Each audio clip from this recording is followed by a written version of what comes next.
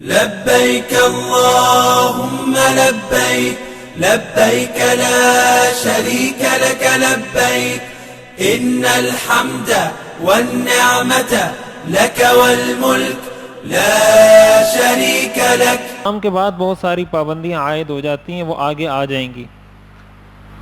دوسرا کام جو وہ کرتا ہے اس کو کہا جاتا ہے طواف۔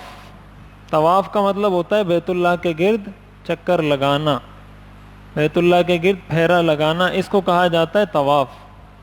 اور طواف میں نے عرض کیا تھا کہ طواف 7 چکر جب مکمل ہوتے ہیں تو وہ ایک طواف بنتا ہے، اور ہر طواف کا آغاز، ہر چکر کا آغاز حجر اسود سے ہوتا ہے۔ حجر اسود کے سامنے آپ جائیں گے اور اس کی سیدھ میں جا کر پہلے استقبال کریں گے۔ استقبال کا مطلب ہاتھ کانوں تک اٹھا کر بسم اللہ اللہ اکبر لا الہ الا اللہ وللہ الحمد والسلام علی رسول اللہ یہ پڑھیں گے اور ہاتھ چھوڑ دیں گے۔ اس کے بعد استلام کریں گے۔ استلام کا مطلب یوں حجر اسود کی طرف اشارہ کریں جیسے آپ حجر اسود پر ہاتھوں کو رکھ رہے ہیں، اور اس کے بعد ہاتھوں کو چوم لیں گے، اور استلام کے وقت بھی یہی دعا پڑھیں گے، اور اس کے بعد چکر شروع ہو جائے گا۔ اسی طرح جب دوسرا چکر شروع ہوگا تو حجر اسود پہ آ کے پھر استلام کرنا ہے، اور ہر چکر کے شروع میں، اور پھر جب طواف ختم ہو جائے گا تو طواف کے آخر میں بھی آپ نے ایک استلام کرنا ہے۔ پھر طواف کے بعد میں نے عرض کیا تھا کہ 3 کام کرنے ہوں گے۔ نمبر 1 ملتزم کی سیدھ میں دعا، نمبر 2 مقام ابراہیم کی سیدھ میں کھڑے ہو کر 2 رکعت نماز، اور نمبر 3 آب زمزم کا پینا اور خوب جی بھر کے پینا۔ اس کے بعد آپ سعی کے لیے جائیں گے، تیسرا عمل شروع کریں گے۔ تو سعی کے لیے جانے سے پہلے بھی استلام کرنا مسنون ہے۔ آپ پہلے استلام کریں، استلام کرنے کے بعد سعی کے لیے جائیں۔ اور سعی کے بارے میں نے عرض کیا تھا کہ صفا سے مروہ تک 1 چکر ہوگا، اور مروہ سے صفا تک دوسرا، پھر صفا سے مروہ تیسرا، پھر مروہ سے صفا چوتھا۔ ایسا نہیں ہے کہ صفا اور مروہ دونوں کو ملا کے 1 چکر نہیں بنے گا، بلکہ صفا سے مروہ تک 1 مکمل ہو جائے گا، مروہ سے صفا تک دوسرا۔ اور سعی مکمل کرنے کے بعد آخری کام جو آپ کریں گے احرام سے نکلنے کے لیے وہ ہے حلق یا قصر۔ خواتین تو قصر ہی کروائیں گی۔ قصر کا مطلب ہوتا ہے کہ بالوں کو قینچی سے کتروا لیا جائے، کم از کم 1/4 سر کے بال 1 پورے کے برابر، یعنی سر کے 1/4 حصے کے بال کم از کم 1 پورے کے برابر کاٹ لیے جائیں، یہ قصر ہے۔ اگر کسی کے بال اتنے چھوٹے ہیں کہ وہ 1 پورے کے برابر اس سے کٹ ہی نہیں سکتے، یعنی بہت چھوٹے ہیں، تو ایسی صورت میں اس پر حلق کرنا لازم ہے۔ خواتین کے بال تو بڑے ہوتے ہیں، مردوں میں بھی قصر کی اجازت ہے، لیکن اس شخص کو اجازت ہے جس کے بال اتنے بڑے ہوں کہ 1 پورے کے برابر اس سے کاٹے جا سکتے ہوں۔ اگر اتنے چھوٹے ہیں کہ اس سے 1 پورے کے برابر بال نہیں کاٹے جا سکتے، ایسی صورت میں اس نے حلق ہی کروانا ہوگا۔ اس طریقے سے عمرہ مکمل ہو جائے گا۔ تفصیلی طریقہ میں کل عرض کر چکا ہوں، طواف کا تفصیلی طریقہ، سعی کا تفصیلی طریقہ، حلق کے حوالے سے، احرام کے حوالے سے۔ آج کچھ انتظامی مسائل اور حج کے جو مسائل ہیں کہ حج میں کن چیزوں کا اضافہ ہوتا ہے جس سے وہ حج بن جاتا ہے۔ تو اب ہم آتے ہیں اس کی طرف۔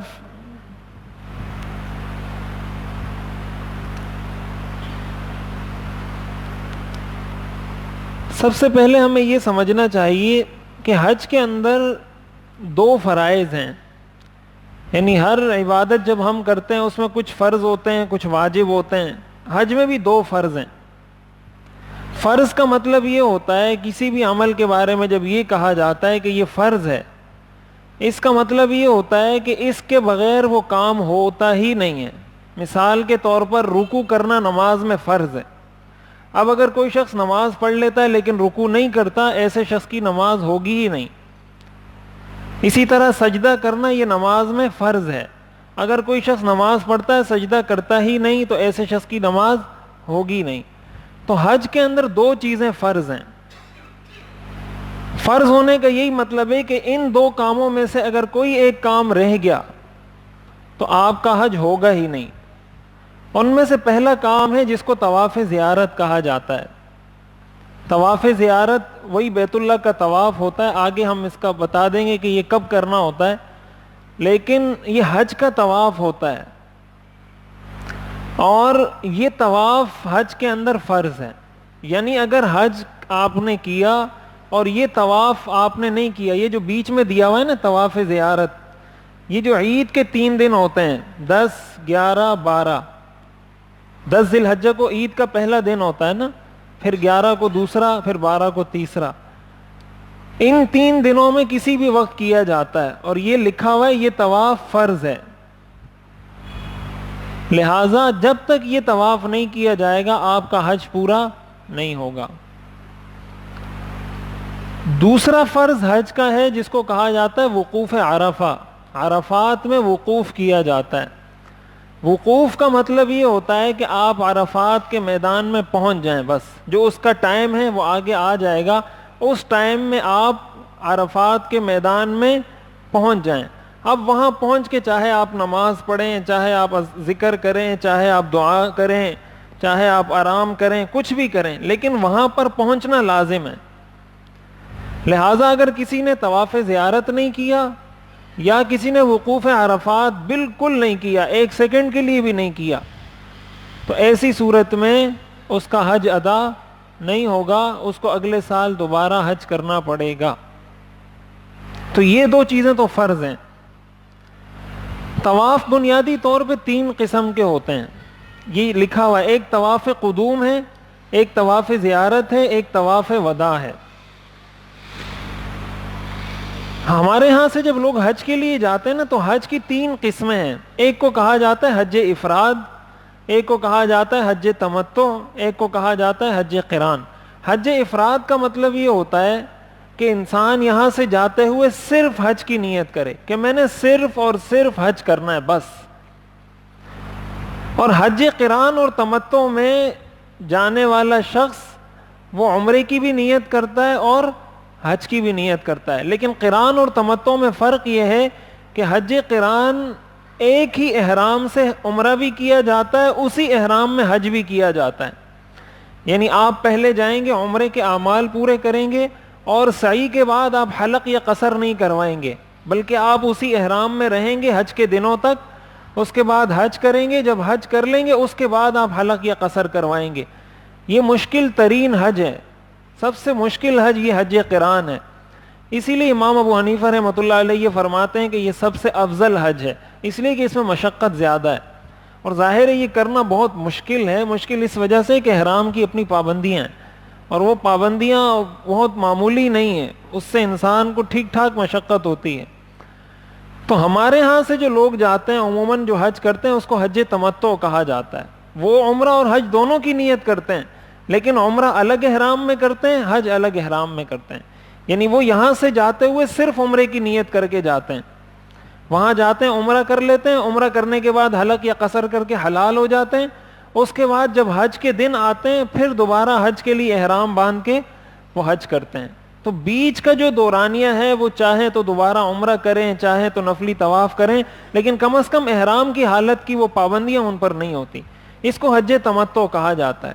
تو ہمارے لوگ عموماً حج تمتع ہی کرتے ہیں کہ یہاں سے جاتے ہوئے عمرے کی نیت سے جاتے ہیں اور عمرہ کر لیتے ہیں، عمرہ کرنے کے بعد پھر جب حج کے دن آتے ہیں حج کا احرام باندھ لیتے ہیں اور پھر حج کر لیتے ہیں. تو طواف قدوم اس شخص کو کرنا ہوتا ہے جو حج افراد کے لیے جائے، یعنی جس کا ارادہ صرف اور صرف یہ ہو کہ میں نے حج کرنا ہے. اگر کوئی حج تمتع کر رہا ہے اس کو طواف قدوم کرنے کی ضرورت نہیں، اس لیے کہ عمرے کا طواف جب وہ کرتا ہے وہ اس کے قائم مقام ہو جاتا ہے. طواف زیارت تو میں نے عرض کیا یہ طواف فرض ہے، یہ حج کے فرائض میں سے. تیسرا طواف جس کو طواف وداع کہا جاتا ہے، طواف وداع الوداعی طواف، یہ واجب ہے. یعنی جب آپ بیت اللہ سے واپس آ رہے ہوتے ہیں حج مکمل کرنے کے بعد تو ایک الوداعی طواف کیا جاتا ہے، یہ طواف بھی واجب ہے. لہٰذا اگر بغیر عذر کے کسی نے چھوڑ دیا اس پر دم لازم آئے گا. یہ 3 طرح کے طواف ہوتے ہیں. اب دوسرے نمبر پہ سمجھنے کی بات یہ کہ ہم جو یہ کہہ رہے ہیں احرام کی وجہ سے پابندیاں لازم ہوتی ہیں، وہ پابندیاں یہ 7 قسم کی پابندیاں ہیں کہ جب آپ نے احرام باندھ لیا یہ 7 چیزیں آپ کے لیے ممنوع ہو جائیں گی. لیکن اس کو ہم نے کیٹیگرائز کیا ہوا ہے. پہلے نمبر پہ دیکھیں یہ 3 جو ہیں یہ مرد اور عورت دونوں کے لیے ہیں. یہ نمبر 1، نمبر 2، نمبر 3، یہ مرد اور عورت دونوں کے لیے ہیں. وہ کیا ہے؟ ناخن تراشنا, جسم کے کسی بھی حصے کے بال کاٹنا, نمبر 3 خوشبو لگانا.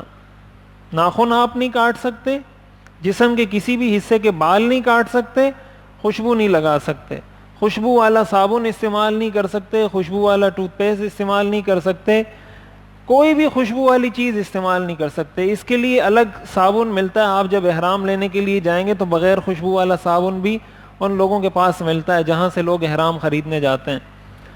تو کوئی بھی خوشبو والی چیز آپ استعمال نہیں کر سکتے. تو اس چیز کا, یہ تو 3 پابندیاں ہیں احرام کی جو مرد اور عورت دونوں کے لیے ہیں, کہ ناخن نہیں کاٹ سکتے, جسم کے کسی بھی حصے کے بال نہیں کاٹ سکتے, نہ نوچ سکتے ہیں. بعض لوگوں کی عادت ہوتی ہے داڑھی میں ہاتھ مارتے رہتے ہیں یا سر میں ہاتھ مارتے رہتے ہیں یا مالش والش کرتے ہیں, اس سے بال گرنا شروع ہو جاتے ہیں. تو احرام کی حالت میں اس میں احتیاط کرنی ہے, اس لیے کہ اگر اس طریقے سے آپ نے مالش کی اور اس سے بہت زیادہ بال گرنا شروع ہو گئے تو آپ پر اگر دم لازم نہ آئے تو کم از کم صدقہ تو آپ پر لازم ہو جائے گا. آپ کو صدقہ فطر کے برابر صدقہ کرنا آپ پر واجب ہو جائے گا. اس لیے اس میں احتیاط کرنی چاہیے. دوسرے جو 3 کام ہیں یہ صرف مردوں کے لیے منع ہیں. اس میں نمبر 1 کہ مرد چہرے یا سر کو نہیں ڈھانک سکتا. اس کا چہرہ بھی کھلا رہے گا, اس کا سر بھی کھلا رہے گا, یعنی آپ نہ ٹوپی پہن سکتے ہیں, نہ اس پہ رومال ڈال سکتے ہیں, کچھ بھی نہیں, اور نہ چہرے کو آپ چھپا سکتے ہیں. لہٰذا اگر آپ احرام کی حالت میں ہیں اور آپ سو رہے ہیں تو آپ اپنے چہرے پر کمبل نہیں اوڑھ سکتے, کوئی چادر اپنے چہرے پر نہیں اوڑھ سکتے. سر آپ نے کھلا ہی رکھنا ہوگا, سر آپ نہیں چھپا سکتے, چہرہ نہیں چھپا سکتے. خواتین کے لیے ایک بات یہ سمجھنی چاہیے کہ خواتین کے لیے بھی حکم یہی ہے کہ احرام کی حالت میں ان کے چہرے پر بھی کپڑا نہیں لگنا چاہیے. اب دیکھیں یہاں پر شریعت کے 2 حکم جمع ہو جاتے ہیں. ایک حکم خواتین کے لیے ہے ہر حال میں پردہ کرنے کا, چہرے کا پردہ. میں نے کل عرض کیا تھا کہ چہرے کا پردہ ہر حال میں لازم ہے, اور حج کے موقع پر تو اور زیادہ لازم ہے کہ آپ ایک عبادت سر انجام دے رہے ہیں تو عبادت کے دوران تو اور زیادہ اہتمام کرنا چاہیے. دوسری طرف شریعت کا حکم یہ ہے کہ چہرے پر کپڑا بھی نہیں لگنا چاہیے. تو حضرت عائشہ رضی اللہ تعالی عنہا فرماتی ہیں کہ ہمیں جب یہ حکم ملا تو ہم یہ کیا کرتی تھی کہ ہم اپنے سر پر کوئی ایسی چیز رکھ لیتے تھے جس کی وجہ سے وہ کپڑا آگے آ جاتا تھا. جیسے کیپ ہوتا ہے نا, مثال کے طور پر آپ کیپ پہنتے ہیں تو اس کے آگے سے تھوڑا چھجا سا نکلا ہوتا ہے, اس پہ جب آپ چادر ڈالیں گے تو پردہ بھی ہو جائے گا اور چہرے کو کپڑا لگے گا بھی نہیں. تو خواتین کے لیے یہ بھی احرام جہاں لوگ خریدنے جاتے ہیں ان کے پاس یہ بنا بنایا ملتا ہے, یہ عام, مطلب آپ جہاں بھی جائیں گے آپ کو مل جائے گا یہ. تو چھجے والا ایک آگے اس کی تصویریں دی ہیں, آپ تصویروں میں واضح ہو جائے گا, وہ نقاب استعمال کریں, لیکن چہرے کا پردہ بہرحال لازم ہے. البتہ اس چیز میں بہت زیادہ فکر مند ہونے کی ضرورت نہیں کہ ظاہر ہے جب خواتین یہ کپڑا ڈالتی ہیں چہرے پر تو ہوا کے ساتھ کبھی کپڑا چہرے پہ لگ جاتا ہے, کبھی ہٹ جاتا ہے, تو یہ جو تھوڑا بہت ہوا کے ساتھ لگتا ہے یا ہٹتا ہے اس کی وجہ سے کوئی دم یا کوئی صدقہ لازم نہیں آتا. ہاں اگر مستقل گھنٹے 2 گھنٹے تک وہ کپڑا چہرے پر پڑا رہے تو پھر اس کا حکم الگ ہوتا ہے. تو مرد تو چہرہ بھی نہیں ڈھانپ سکتا, سر بھی نہیں ڈھانپ سکتا. عورت کے لیے سر تو وہ ڈھانپے گی, چہرہ وہ نہیں ڈھانپے گی, یعنی کپڑا اس سے ٹچ نہیں ہوگا, پردہ اس پر لازم ہے حج کی حالت میں بھی. دوسرا کام جو صرف مردوں کے لیے ہے وہ سلے ہوئے کپڑے پہننا. قمیص شلوار ہے یا زیر جامہ کپڑوں کے نیچے جو پہنے جاتے ہیں ایسی کوئی بھی چیز نہیں پہن سکتے. کوئی بھی سلی ہوئی چیز مردوں کے لیے پہننا جائز نہیں ہے احرام کی حالت میں. اگر کوئی اس کی خلاف ورزی کرے گا اس پر بھی دم لازم آئے گا. یہ جو جنایات ہیں اس کو جنایات کہا جاتا ہے, 7 جنایات ہیں, ان میں سے کسی کی بھی خلاف ورزی کریں گے تو دم لازم آئے گا. دم کا مطلب یہ ہے کہ ایک چھوٹا جانور قربان کریں یا بڑے جانور کا 1/7 حصہ قربان کریں. تو سلے ہوئے کپڑے نہیں پہن سکتے. نمبر 6 دستانے یا موزے نہیں پہن سکتے. دستانے بھی نہیں پہن سکتے اور موزے بھی نہیں پہن سکتے. جرابیں پہن کر موزے پہن کر احرام کی حالت میں یہ جائز نہیں ہے. احرام کی حالت میں اگر یہ بھی کریں گے اور اس کی ایک خاص حد آگے ہم بیان کریں گے, تو ایسی صورت میں اگر اتنے عرصے کے لیے آپ نے یہ کام کر لیا تو دم لازم آ جائے گا. تو جرابیں اور موزے وغیرہ بھی نہیں پہن سکتے. اسی طرح ایسی چپل بھی نہیں پہن سکتے جو پیر کی پشت میں ابھری ہوئی ہڈی, پیر کے اوپر یہ ہڈی ہوتی ہے ابھری ہوئی, پیر کے درمیان میں یہ ہڈی ہوتی ہے, درمیان میں اس ہڈی کو جو چپل چھپا دے یا جو موزے یا جو جرابے کوئی بھی چیز ہو, اس ہڈی کو نہ چھپائے.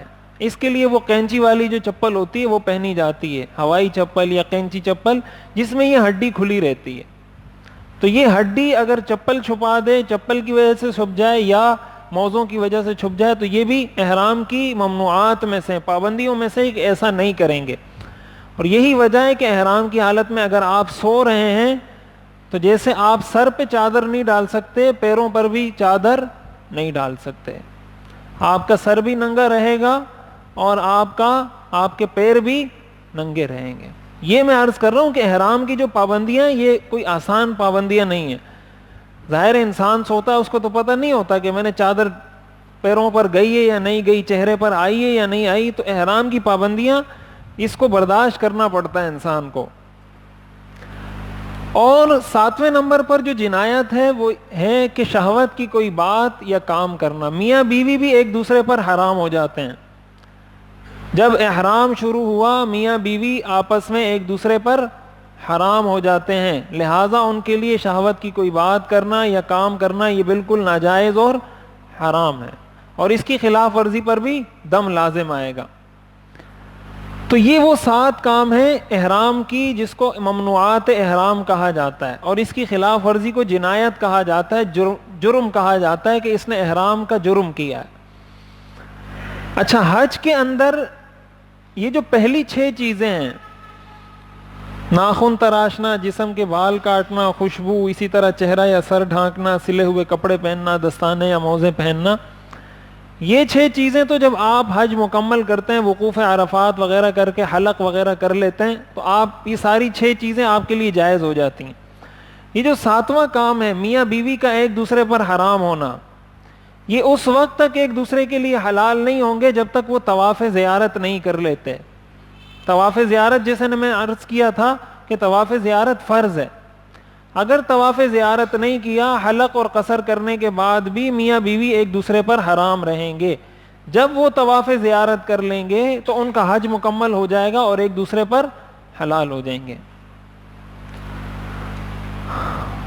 یہ دم کی تفصیل ہے جو ہم نے بار بار بات عرض کی کہ اس پر دم لازم آئے گا. یہ دم کا مطلب ہے کہ چھوٹا جانور یا بڑے جانور کا 7واں حصہ.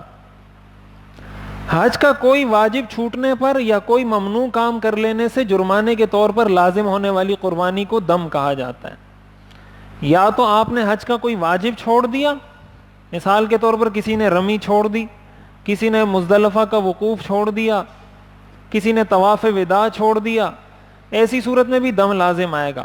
اور یا جو ممنوع چیزیں تھی کہ ناخن نہیں تراش سکتے, بال نہیں کاٹ سکتے, اس طرح کے کام کر لیے, اس پر بھی دم لازم آئے گا.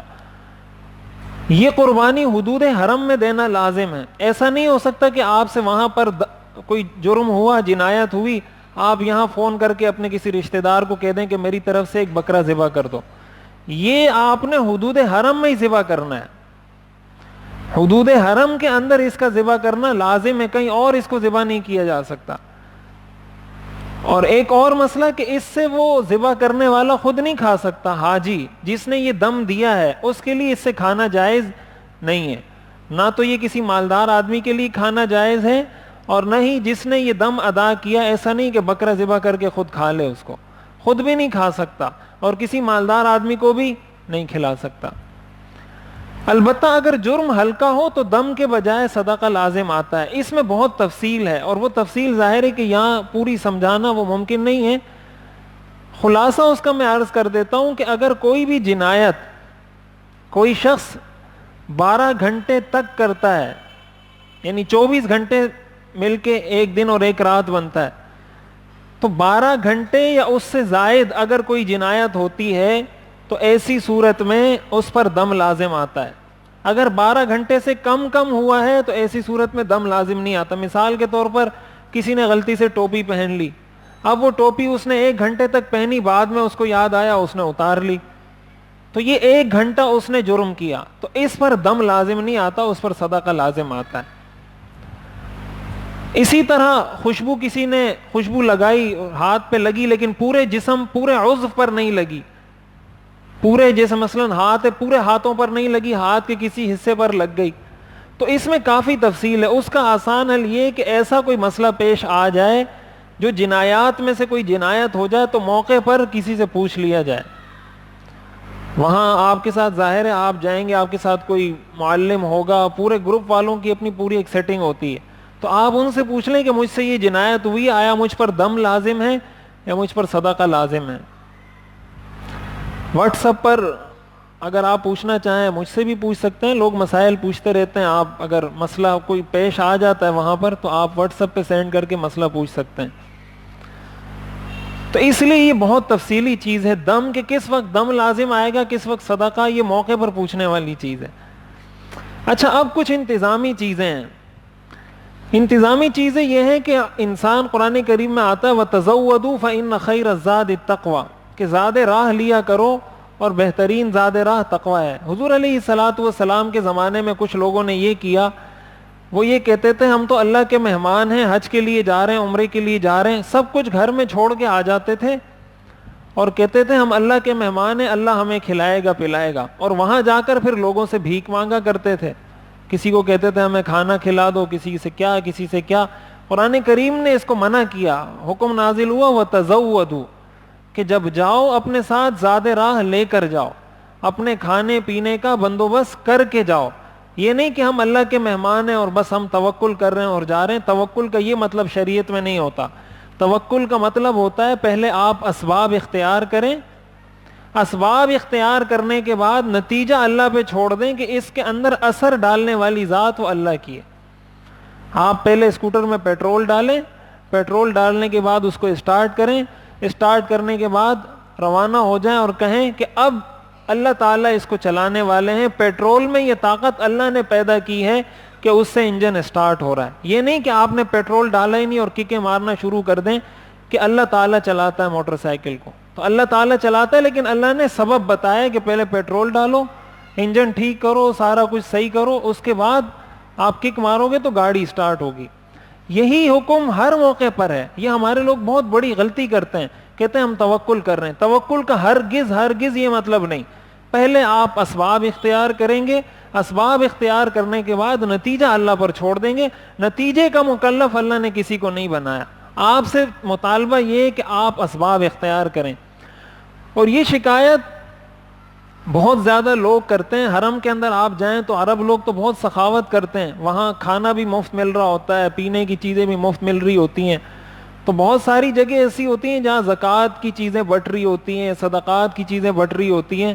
تو کئی ساتھیوں نے مجھے یہ بات کی کہ آپ حج تربیتی کورس کرواتے ہیں, یہ بات آپ ضرور بتائیں کہ وہ جو لائنیں لگی ہوتی ہیں, وہ جو صدقات اور زکوٰۃ کی جو فنڈ کی چیزیں ہوتی ہیں کھانے پینے کی, اس میں سب سے زیادہ وہ بتا رہے تھے ہمارے پاکستان اور ہندوستان کے لوگ ہوتے ہیں. سب سے زیادہ لائنوں میں وہ لگے ہوتے ہیں کہ مفت کا کھانا مل رہا ہے, مفت کی بریانی مل رہی ہے, مفت کا جوس مل رہا ہے, فلاں فلاں فلاں. سب سے زیادہ لائن میں یہ پاکستانی, ہندوستانی, بنگلہ دیشی, یہ 3 ملکوں کے لوگ ہوتے ہیں. تو اس طرح کی چیزوں سے بچنا چاہیے. یہ ویسے بھی مناسب عمل نہیں. آپ کیوں لائن میں لگ کے, ایک تو یہ کہ کوئی ضرورت مند ہے تو ظاہر ہے وہ ہے ہی ضرورت مندوں کے لیے, لیکن اگر آپ ضرورت مند نہیں ہیں, حاجت نہیں ہے آپ کو, آپ کے پاس اپنا سب کچھ پورا ہے, تو نہ یہاں اس طرح کرنا مناسب ہے نہ وہاں اس طرح کرنا مناسب ہے. اس سے بچنا چاہیے. تو اپنی تیاری سامان کی پوری کرنی چاہیے. یہ جو تصویر دی ہے اس میں 2 بیگوں کی تصویر اس لیے دی ہے کہ ایک تو آپ کے پاس بڑا بیگ ہوتا ہے جس میں آپ اپنا سب سامان رکھتے ہیں, ایک چھوٹا بیگ آپ اپنے پاس رکھیں جس میں آپ اپنا پاسپورٹ رکھیں گے, کاغذات رکھیں گے, ٹکٹ رکھیں گے, شناختی کارڈ رکھیں گے, اور جو چیزیں آپ کو دی جائیں گی ٹریول ایجنٹ کی طرف سے وہ آپ اس میں رکھیں گے. اور وہ بیگ آپ کے ساتھ ہر وقت آپ اپنے پاس رکھیں گے. کہیں آپ سے کوئی پاسپورٹ مانگے یا کوئی بھی چیز طلب کرے تو آپ کے پاس وہ چیز موجود ہو. اس کے ساتھ ساتھ یہ ایک کام کر لینا چاہیے, اس لیے کہ ظاہر ہے وہاں یہ مسائل بڑے ہوتے ہیں کہ لوگ ایک دوسرے سے بچھڑ جاتے ہیں. کبھی انسان سے مطلب وہ گیا, اس کی بیوی اس سے بچھڑ گئی, کبھی بھائی بچھڑ گیا, کبھی والدہ بچھڑ گئی, تو اس کا یہ حل ہوتا ہے کہ آپ اپنی ہر چیز پہ اپنا نام, پتہ, ایڈریس, رابطہ نمبر, فون نمبر سب کچھ لکھ لیں. ابھی تو ایک کارڈ دیا جاتا ہے, میں نے اس کارڈ کی تصویر لی تھی, میں اس میں ڈال نہیں سکا. اس کارڈ پر بھی سب کچھ لکھا ہوتا ہے جو آپ کو دیا جاتا ہے کہ آپ یہ گلے میں ڈال دیں. اس میں آپ کے ہوٹل کا پتہ, آپ کا نمبر, سب کچھ دیا ہوتا ہے. آسان حل تو یہ ہے کہ کہیں بھی انسان گم ہو جاتا ہے, کسی کو بول دے, وہاں جگہ متعین ہوتی ہے, وہاں جا کے بتا دے کہ بھائی یہ میرے ہوٹل کا ایڈریس ہے, اور کچھ بھی نہیں آتا, عربی نہیں آتی, تو وہ کارڈ ہی دکھا دے ان کو, تو ان کو پتہ چل جاتا ہے کہ یہ کہیں بچھڑا ہوا شخص ہے, وہ ان سے رابطہ کر کے ملوا دیتے ہیں.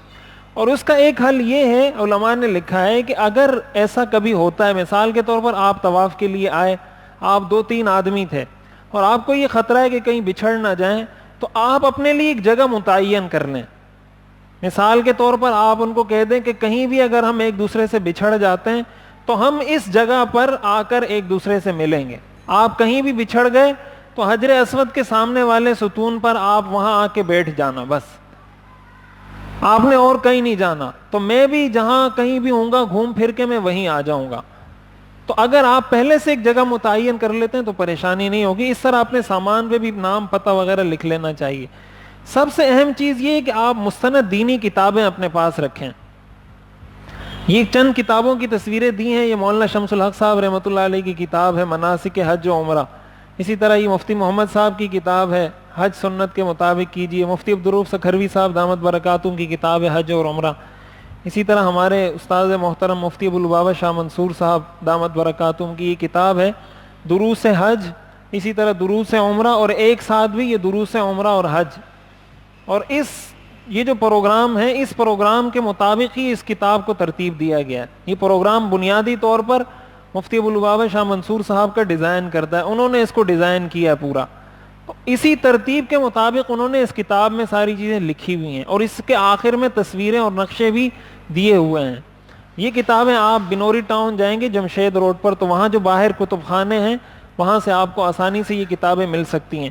ان کتابوں کا اپنے پاس رکھنا لازمی ہے. ایک تو اس کی وجہ یہ, آپ جب وہاں جائیں گے نا, ہر آدمی آپ کو کتاب دے رہا ہوگا, یہ کتاب رکھ لو, یہ رکھ لو, یہ رکھ لو, تو اس میں کچھ پتہ نہیں کہ کیا چیز مستند ہے کیا چیز مستند نہیں. آپ اس کو پڑھ پڑھ کے پریشان ہوتے رہیں گے کہ ہم نے سنا تو کچھ تھا, ہو رہا کچھ ہے. اس لیے یہاں سے اپنے پاس یہ کتابچے بھی رکھیں اپنے پاس. اسی طرح جو کاغذات ہیں اس میں بھی بالکل کوتاہی نہ کریں, پاسپورٹ ہے, ٹکٹ ہے, جو چیزیں اپنے پاس مکمل کر کے رکھیں. اپنے پاس یہ احرام کی چادریں 1-2 زیادہ رکھ لیں. آپ احرام کی حالت میں احرام تبدیل بھی کر سکتے ہیں, اس کو اتار کے دھو بھی سکتے ہیں, کوئی پابندی نہیں ہے. آپ غسل بھی کر سکتے ہیں احرام کی حالت میں. اگر چادریں میلی ہو گئی ہیں وہ اتار کے دوسری چادریں بھی پہن سکتے ہیں. تو 1 آدھ آپ اضافی رکھ لیں اپنے پاس احرام کی چادریں.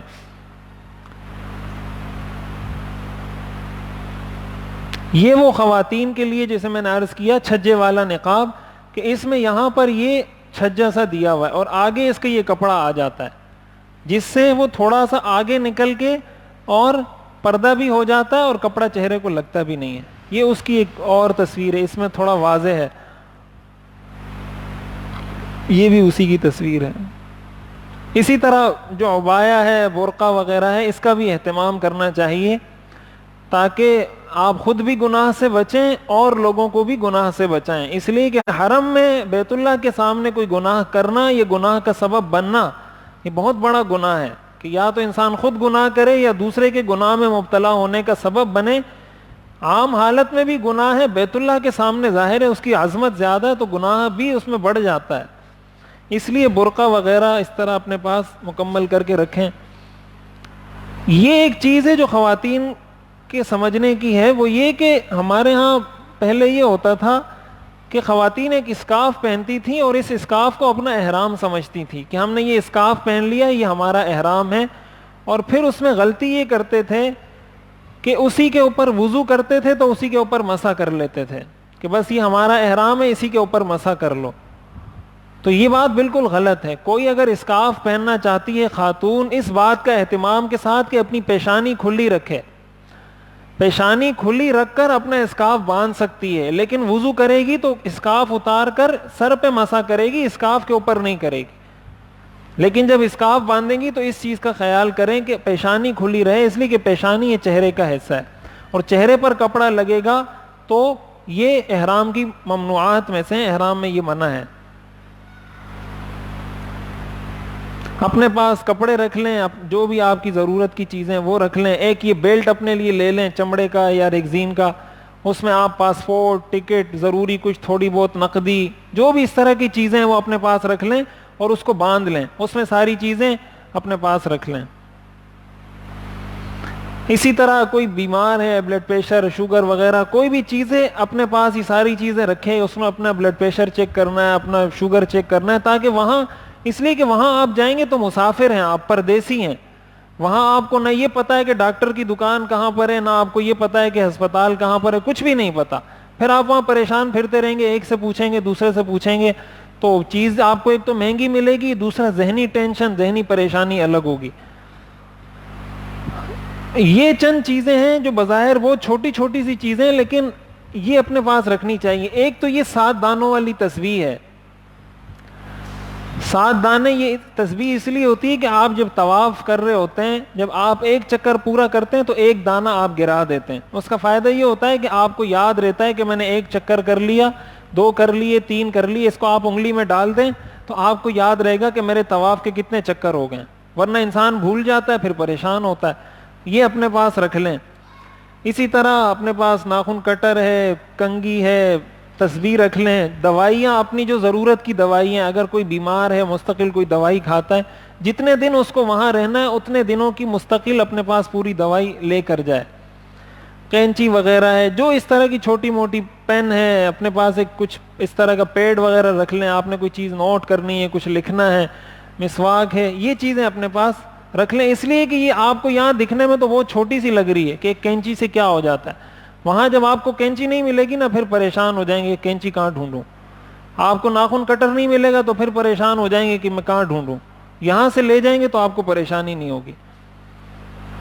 اسی طرح ایک سفری چٹائی اپنے پاس رکھیں، یہ چٹائی ملتی ہے سفری، ہلکی پھلکی سی ہوتی ہے، فولڈ ہو جاتی ہے بڑی آسانی سے۔ اس کی وجہ یہ کہ آپ جب وقوف کریں گے، جب مزدلفہ میں آپ رات گزاریں گے، وہاں جائیں گے تو وہاں پر آپ کو کوئی صاحبان، کوئی چھت وغیرہ کچھ نہیں ہوتا، نہ نیچے بچھانے کے لیے کچھ ہوتا ہے، بس آپ کے پاس جو کچھ ہے وہ بچھا کے آپ اس پہ بیٹھ جائیں گے، تو آپ کو یہ چٹائی وہاں پر کام آئے گی۔ ایک چٹائی آپ کے پاس ہوگی، اس پہ بچھا کے آپ بیٹھ جائیں گے، اس لیے کہ وہاں تھوڑی دیر کا وقوف ہوتا ہے، وہاں ایسا کوئی انتظام نہیں ہے، ایسے کوئی خیمے نہیں ہیں کہ آپ وہاں جا کے ان خیموں میں چلے جائیں، آپ کو آسمان تلے رات گزارنی ہوتی ہے، اور ظاہر انسان تھکا ہوا بھی بہت ہوتا ہے، تو آپ کے پاس ایسی کوئی چیز ہوگی تو پریشانی نہیں ہوگی۔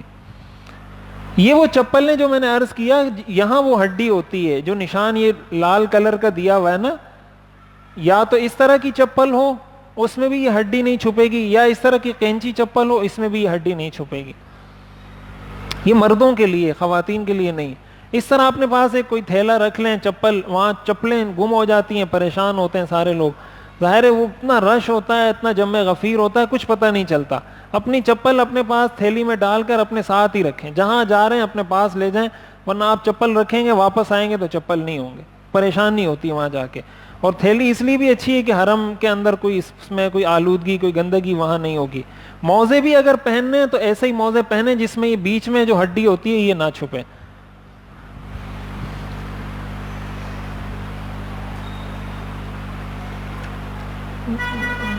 یہ وہ میقات ہیں، یہ مختصراً عرض کر دیتا ہوں، تفصیل عرض کروں گا تو پھر ٹائم اس میں زیادہ لگ جائے گا۔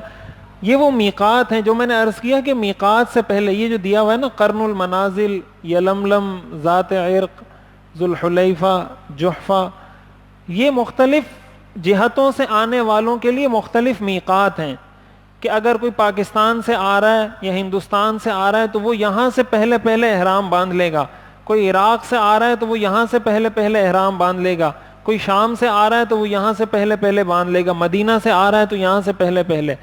تو یہ میں نے عرض کیا کہ جب آپ جائیں گے تو جہاز میں جب وہ اعلان کرتے ہیں یہ یلملم ہمارا میقات پڑتا ہے، اس سے پہلے پہلے آپ احرام باندھ لیں گے اور احرام کی نیت کر کے تلبیہ پڑھ لیں گے۔ اس کو اگر آپ کراس کر لیتے ہیں بغیر احرام باندھے تو آپ پر دم لازم آ جائے گا۔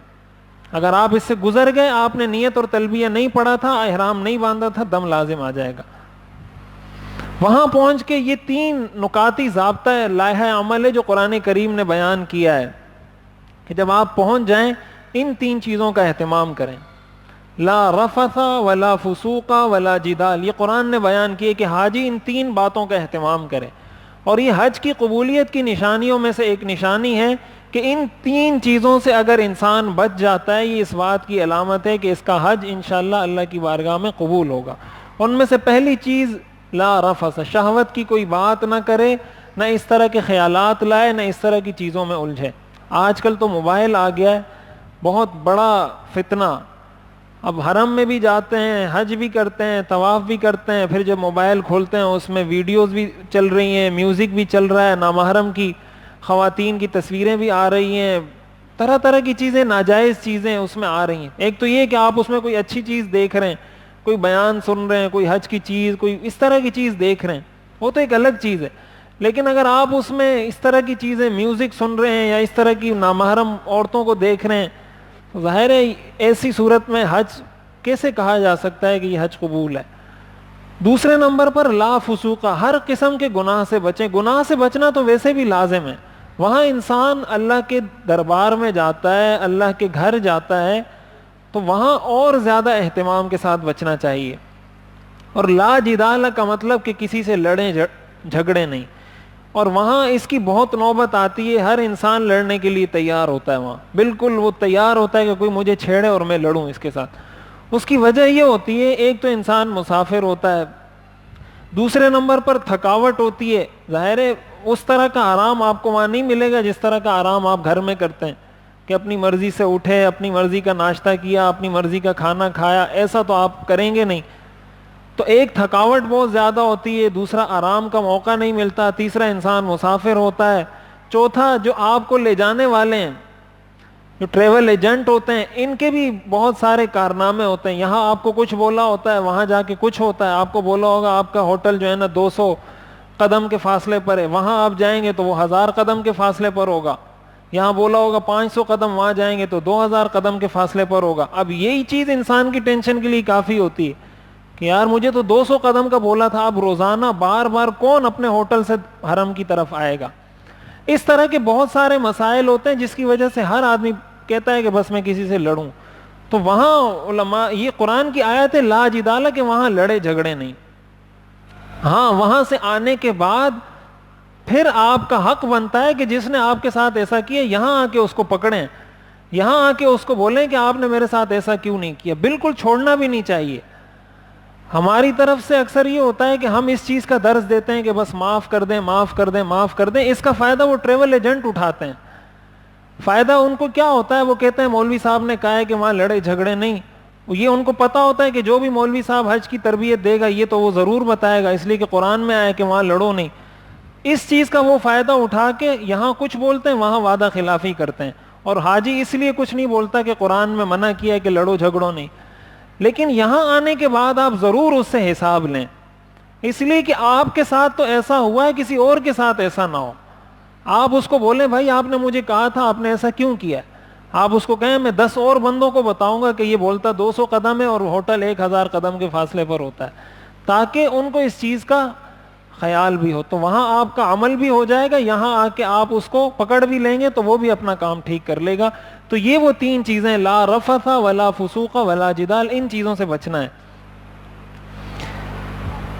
ایئرپورٹ پہ پہنچتے ہیں تو وہاں بھی انتظار کرنا پڑتا ہے, 6 گھنٹے, کبھی 12 گھنٹے انتظار کرنا پڑتا ہے.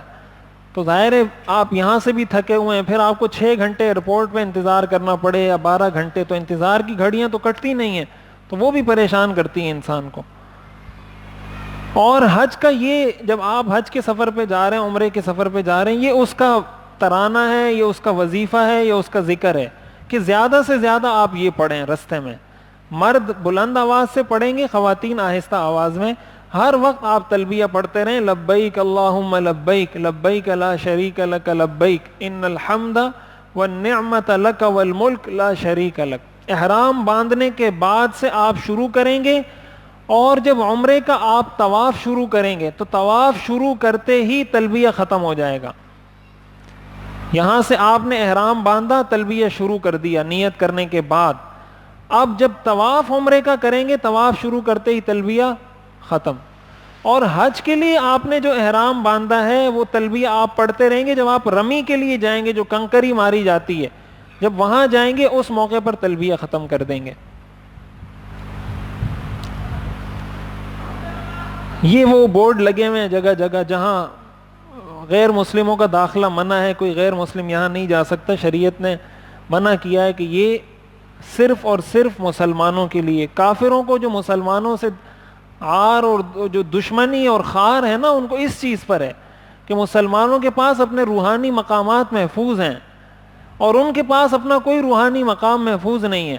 ان کو اس چیز پر غصہ ہے مسلمانوں پر کہ ان کے پاس بیت اللہ بھی محفوظ ہے، ان کے پاس اپنے رسول کا روزہ بھی محفوظ ہے، اپنا قرآن بھی محفوظ ہے، اپنا دین بھی محفوظ ہے، نبی کی ایک ایک سنت بھی محفوظ ہے. اس چیز پہ سب سے زیادہ غصہ ہے ان کو. اور پھر یہ بھی کہ وہاں غیر مسلموں کو داخلے کی اجازت ہی نہیں ہے، کہ آپ وہاں جا ہی نہیں سکتے حرم میں جب تک آپ مسلمان نہ ہو. تو یہ وہ چیزیں ہیں جس پہ وہ طرح طرح کے اعتراضات کرتے رہتے ہیں کہ اسلام میں بڑی جو ہے نا تنگ نظری ہے اور فلاں ہے فلاں ہے. اب اس کی ظاہر ہے اتنا وقت نہیں ہے کہ اس کا جواب دیا جائے، لیکن یہ بورڈ آپ کو وہاں لگے ہوئے نظر آئیں گے. یہ دیکھیں لکھا ہوا ہے للمسلمین فقط، کہ جو غیر مسلم ہیں وہ اس راستے سے جائیں گے، جو مسلمان ہیں وہ اس راستے سے جائیں گے. یہاں سے راستے الگ الگ ہو جائیں گے.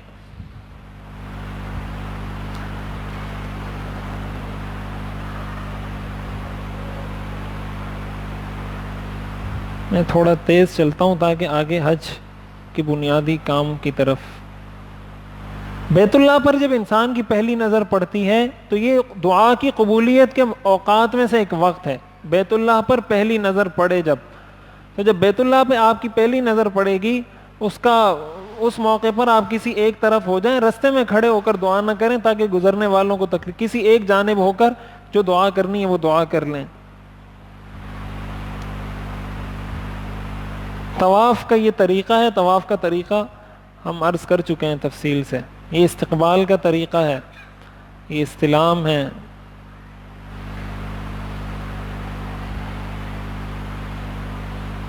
یہ ساری چیزیں ہم کل گزار چکے ہیں. اب حج کے حوالے سے، حج کے اندر دیکھیں 4 کام تو یہی ہوتے ہیں. اس میں احرام بھی ہے، اس میں طواف بھی ہے، اس میں سعی بھی ہے، اس میں حلق اور قصر بھی ہے. کچھ چیزیں اس میں اضافی ہو جاتی ہیں. مثال کے طور پر ایک کام جو اضافی ہوتا ہے وہ وقوف ہوتا ہے، جسے میں نے عرض کیا کہ حج کے فرائض میں سے ایک فرض ہے وقوف عرفات. عرفات کے میدان میں جا کے وقوف کرنا. حج کے جو دن ہیں وہ یہ 5 دن ہیں بنیادی، 9 10 11 12 13 ذی الحجہ. یہ بنیادی 5 دن ہیں. 9 10 11 12 8 9 10 11 12. یہ جو 13 ہے یہ اختیاری ہے. اختیاری کا مطلب کہ اگر آپ وہاں پہ رہیں تو رمی کریں گے، ورنہ نہیں کریں گے. تو 8 سے شروع ہوگا، 8 9 10 11 12. 8 9 کا مطلب 8 ذی الحجہ، 9 ذی الحجہ، 10 ذی الحجہ. یعنی عید کا جو دن ہے، عید کے 3 دن اور عید سے پہلے کے 2 دن. جو بڑی عید ہوتی ہے 3 دن تو وہ ہیں 10 11 اور 12، اور 2 دن عید سے پہلے کے. یہ 5 دن ہیں جن میں حج ہوتا ہے. اور کسی بھی وقت سال کے کسی بھی دن میں حج نہیں ہو سکتا سوائے ان 5 دنوں کے. 8 9 10 11 اور 12 ذی الحجہ کو حج کے اعمال ادا کیے جاتے ہیں. اب اس کی ادائیگی کا طریقہ یہ ہے کہ سب سے پہلے 8 ذی الحجہ کو ہم شروع کرتے ہیں. 8 ذی الحجہ سے حج کا پہلا دن. حج کا پہلا دن ہے 8 ذی الحجہ. 8 ذی الحجہ کو آپ نے منا جانا ہے. آپ احرام باندھ لیں گے.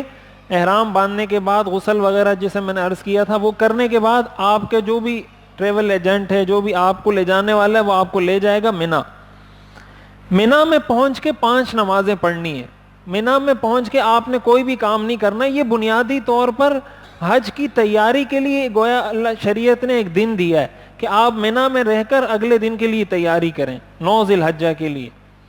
تو آپ منا میں پہنچ کر ظہر کی نماز پڑھیں، عصر کی نماز پڑھیں، مغرب کی نماز پڑھیں، عشاء کی نماز پڑھیں، اور اگلے دن فجر کی نماز پڑھیں. یہ 5 نمازیں آپ نے وہاں پڑھنی ہیں. تو یہ حج کا پہلا دن آپ کا مکمل ہو جائے گا. اس دن کوئی عمل نہیں ہے. کبھی ایسا بھی ہوتا ہے کہ جو حج پر لے جانے والے آپ کے جو گروپ لیڈر ہیں وہ رات کبھی مغرب کے بعد ہی لے جاتے ہیں عرفات. وہ کہتے ہیں کہ بھائی ہم مغرب پڑھ کے نکل جائیں گے, یا کہتے ہیں عشاء پڑھ کے نکل جائیں گے, فجر ہم عرفات میں پڑھیں گے. وہ ان کی انتظامی قانونی مجبوریاں ہوتی ہیں, کچھ وہ نہیں ٹھہر سکتے. تو اگر ایسی کوئی صورتحال ہو تو پھر ان کے ساتھ لڑنے بھڑنے کی ضرورت نہیں. ایسی صورت میں آپ ان کے ساتھ چلے جائیں. مثال کے طور پر آپ نے منی میں فجر ظہر عصر پڑھ لی, اب وہ کہہ رہے ہیں عصر کے بعد روانہ ہونا ہے, تو بس آپ ان کے ساتھ چلے جائیں. لیکن اگر کوئی انتظامی مسئلہ نہیں ہے اور آپ کی سیٹنگ اسی طرح کی ہے, تو بنیادی اصل مسئلہ یہ ہے کہ آپ منی میں 5 نمازیں پڑھیں گے اور منی میں کچھ بھی نہیں کرنا. کچھ نہیں کرنے کا مطلب یہ کہ کوئی خاص چیز نہیں ہے, باقی آپ دعا کریں, ذکر کریں, اللہ کو یاد کریں, جو آپ کے دل میں آتا ہے, جو عبادت آپ کر سکتے ہیں وہ کریں. دوسرے نمبر پر جو کام کیا جاتا ہے وہ 9 ذی الحجہ کو کیا جاتا ہے. 9 ذی الحجہ یعنی حج کا دوسرا دن, اور یہ حج کا اہم ترین دن ہوتا ہے. اس دن عرفات کا وقوف کیا جاتا ہے جو فرض ہے, یعنی عید سے ایک دن پہلے 9 ذی الحجہ عرفات کا وقوف کیا جاتا ہے. آپ عرفات جائیں گے, غروب تک, زوال سے لے کر غروب تک آپ نے عرفات میں رہنا ہے. عرفات میں آپ, جیسے میں عرفات کی حدود ہیں, آگے اس کی تصاویر میں ہم دکھا دیتے ہیں, ان حدود کے اندر اندر آپ نے پہنچنا ہے, اور وہاں پہنچ کے پھر وہاں کوئی خاص عبادت نہیں ہے. وہاں آپ نماز پڑھیں, دعا کریں, ذکر کریں, جو آپ کے دل میں آتا ہے, جس طریقے سے اللہ کو یاد کرتے ہیں آپ وہاں پہ یاد کریں. یہ میں خلاصہ عرض کر رہا ہوں, آگے تفصیل سے یہ چیز آ جائے گی. آپ تو 9 ذی الحجہ کو جو آپ نے کام کرنا ہے وہ وقوف عرفات ہے, کہ آپ عرفات جائیں گے اور وہاں پر وقوف کریں گے. اس کو کہا جاتا ہے, یہ حج کا جیسے میں نے عرض کیا فرض ہے, رکن ہے, حج کا رکن اعظم ہے. جس دن خطبہ حج دیا جاتا ہے, حج کا خطبہ دیا جاتا ہے, یہ رکن اعظم ہے. مغرب تک آپ یہاں ٹھہریں گے, جب مغرب کی اذان ہو جائے گی تو آپ یہاں سے نکل جائیں گے. مغرب کی نماز نہیں پڑھیں گے یہاں پر, مغرب کی نماز یہاں نہیں پڑھیں گے. مغرب کی اذان ہوتے ہی آپ یہاں سے نکل جائیں گے مزدلفہ کی طرف. آپ اگر وقوف آپ نے کیا عرفات میں تو عرفات سے آپ آ جائیں گے مزدلفہ. مغرب کی اذان ہوتے ہی آپ یہاں سے نکل جائیں گے, آ جائیں گے مزدلفہ. اور مزدلفہ میں پہنچ کر جب آپ پہنچیں گے تو عشاء کا وقت ہو گیا ہوگا. اکثر رات کو بہت دیر ہو چکی ہوتی ہے, آپ پہنچتے ہیں تو کبھی 11 بج چکے ہوتے ہیں, کبھی 12 بج چکے ہوتے ہیں. ظاہر رش ہوتا ہے تو پہنچنے میں تاخیر ہو جاتی. یہاں پہنچ کے آپ نے دونوں نمازیں ایک ساتھ پڑھنی ہیں, یعنی مغرب اور عشاء دونوں جمع کر کے پڑھنی ہیں. مغرب آپ نے عرفات میں نہیں پڑھنی, مغرب کی اذان ہوگی آپ یہاں سے نکل جائیں گے, نکل کے آپ جائیں گے مزدلفہ. جب مزدلفہ پہنچیں گے عشاء کے وقت کے اندر آپ مغرب بھی پڑھیں گے اور عشاء بھی پڑھیں گے. پہلے آپ مغرب کی نماز پڑھیں, مغرب کی نماز پڑھنے کے بعد پھر عشاء کی نماز پڑھ لیں. وہاں لوگ اپنی اپنی جماعت کروا لیتے ہیں, جیسی صورت آپ کو سمجھ آتی ہے اس طریقے سے آپ نماز پڑھ لیں. پہلے مغرب کی نماز اور پھر عشاء کی نماز. اس میں بھی بنیادی طور پر اگر دیکھا جائے تو شریعت کا وہی درس ہے جو میں نے کل عرض کیا تھا, کہ اصل تو حکم ہے کہ بھائی جب اذان ہو جائے نماز پڑھو. یہاں حکم ہے کہ اذان ہو جائے نماز نہیں پڑھو, بلکہ قضا کر کے پڑھو. پہلے حکم تھا کہ قضا کرنا گناہ ہے, یہاں حکم ہے کہ ادا کر کے پڑھنا گناہ ہے. یہاں قضا کرنا لازم ہے. اب یہ شریعت کا حکم ہے, کوئی کہے کہ یہ تو مجھے سمجھ نہیں آتا, تو یہ میں نے عرض کیا تھا کہ شریعت کو آپ عقل پہ نہیں تولیں. شریعت نے کہہ دیا ادا کرنا لازم ہے تو ادا کرنا لازم, شریعت نے کہہ دیا قضا کرنا لازم ہے تو قضا کرنا لازم. وہاں قضا کرنا ہی در حقیقت ادا ہے. تو اس کو کہا جاتا ہے جمع بین الصلاتین. آپ 2 نمازوں کو جمع کر کے پڑھیں گے اور اس کے بعد آپ مزدلفہ میں رات گزاریں گے. یہ جو میں نے عرض کیا نا کہ آپ اپنے ساتھ چٹائی لے کے جائیں, تو آپ رات مزدلفہ میں گزاریں گے. مزدلفہ میں آپ نے رات گزارنی ہے. وہاں کوئی سائبان, کوئی چھت, کوئی اس طرح کے خیمے نہیں ہیں. آپ کھلے آسمان تلے وہاں وقت گزاریں گے.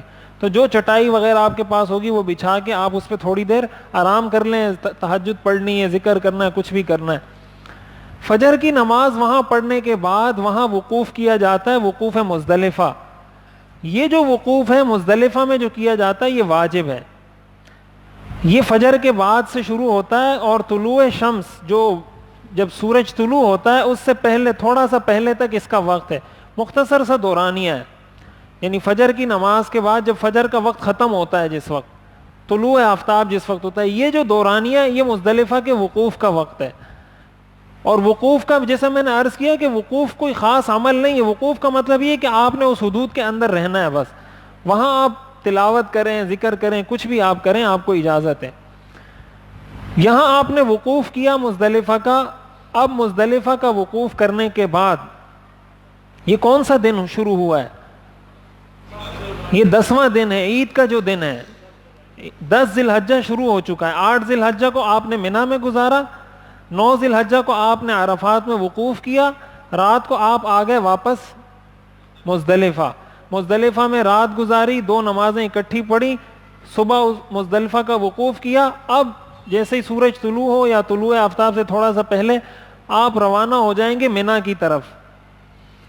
آپ چلے جائیں گے منی، جہاں آپ نے 8واں دن جو پہلا دن تھا 8 ذی الحجہ جو گزارا تھا، وہاں خیمے وغیرہ لگے ہوئے، آگے اس کی تصویر آ جائے گی.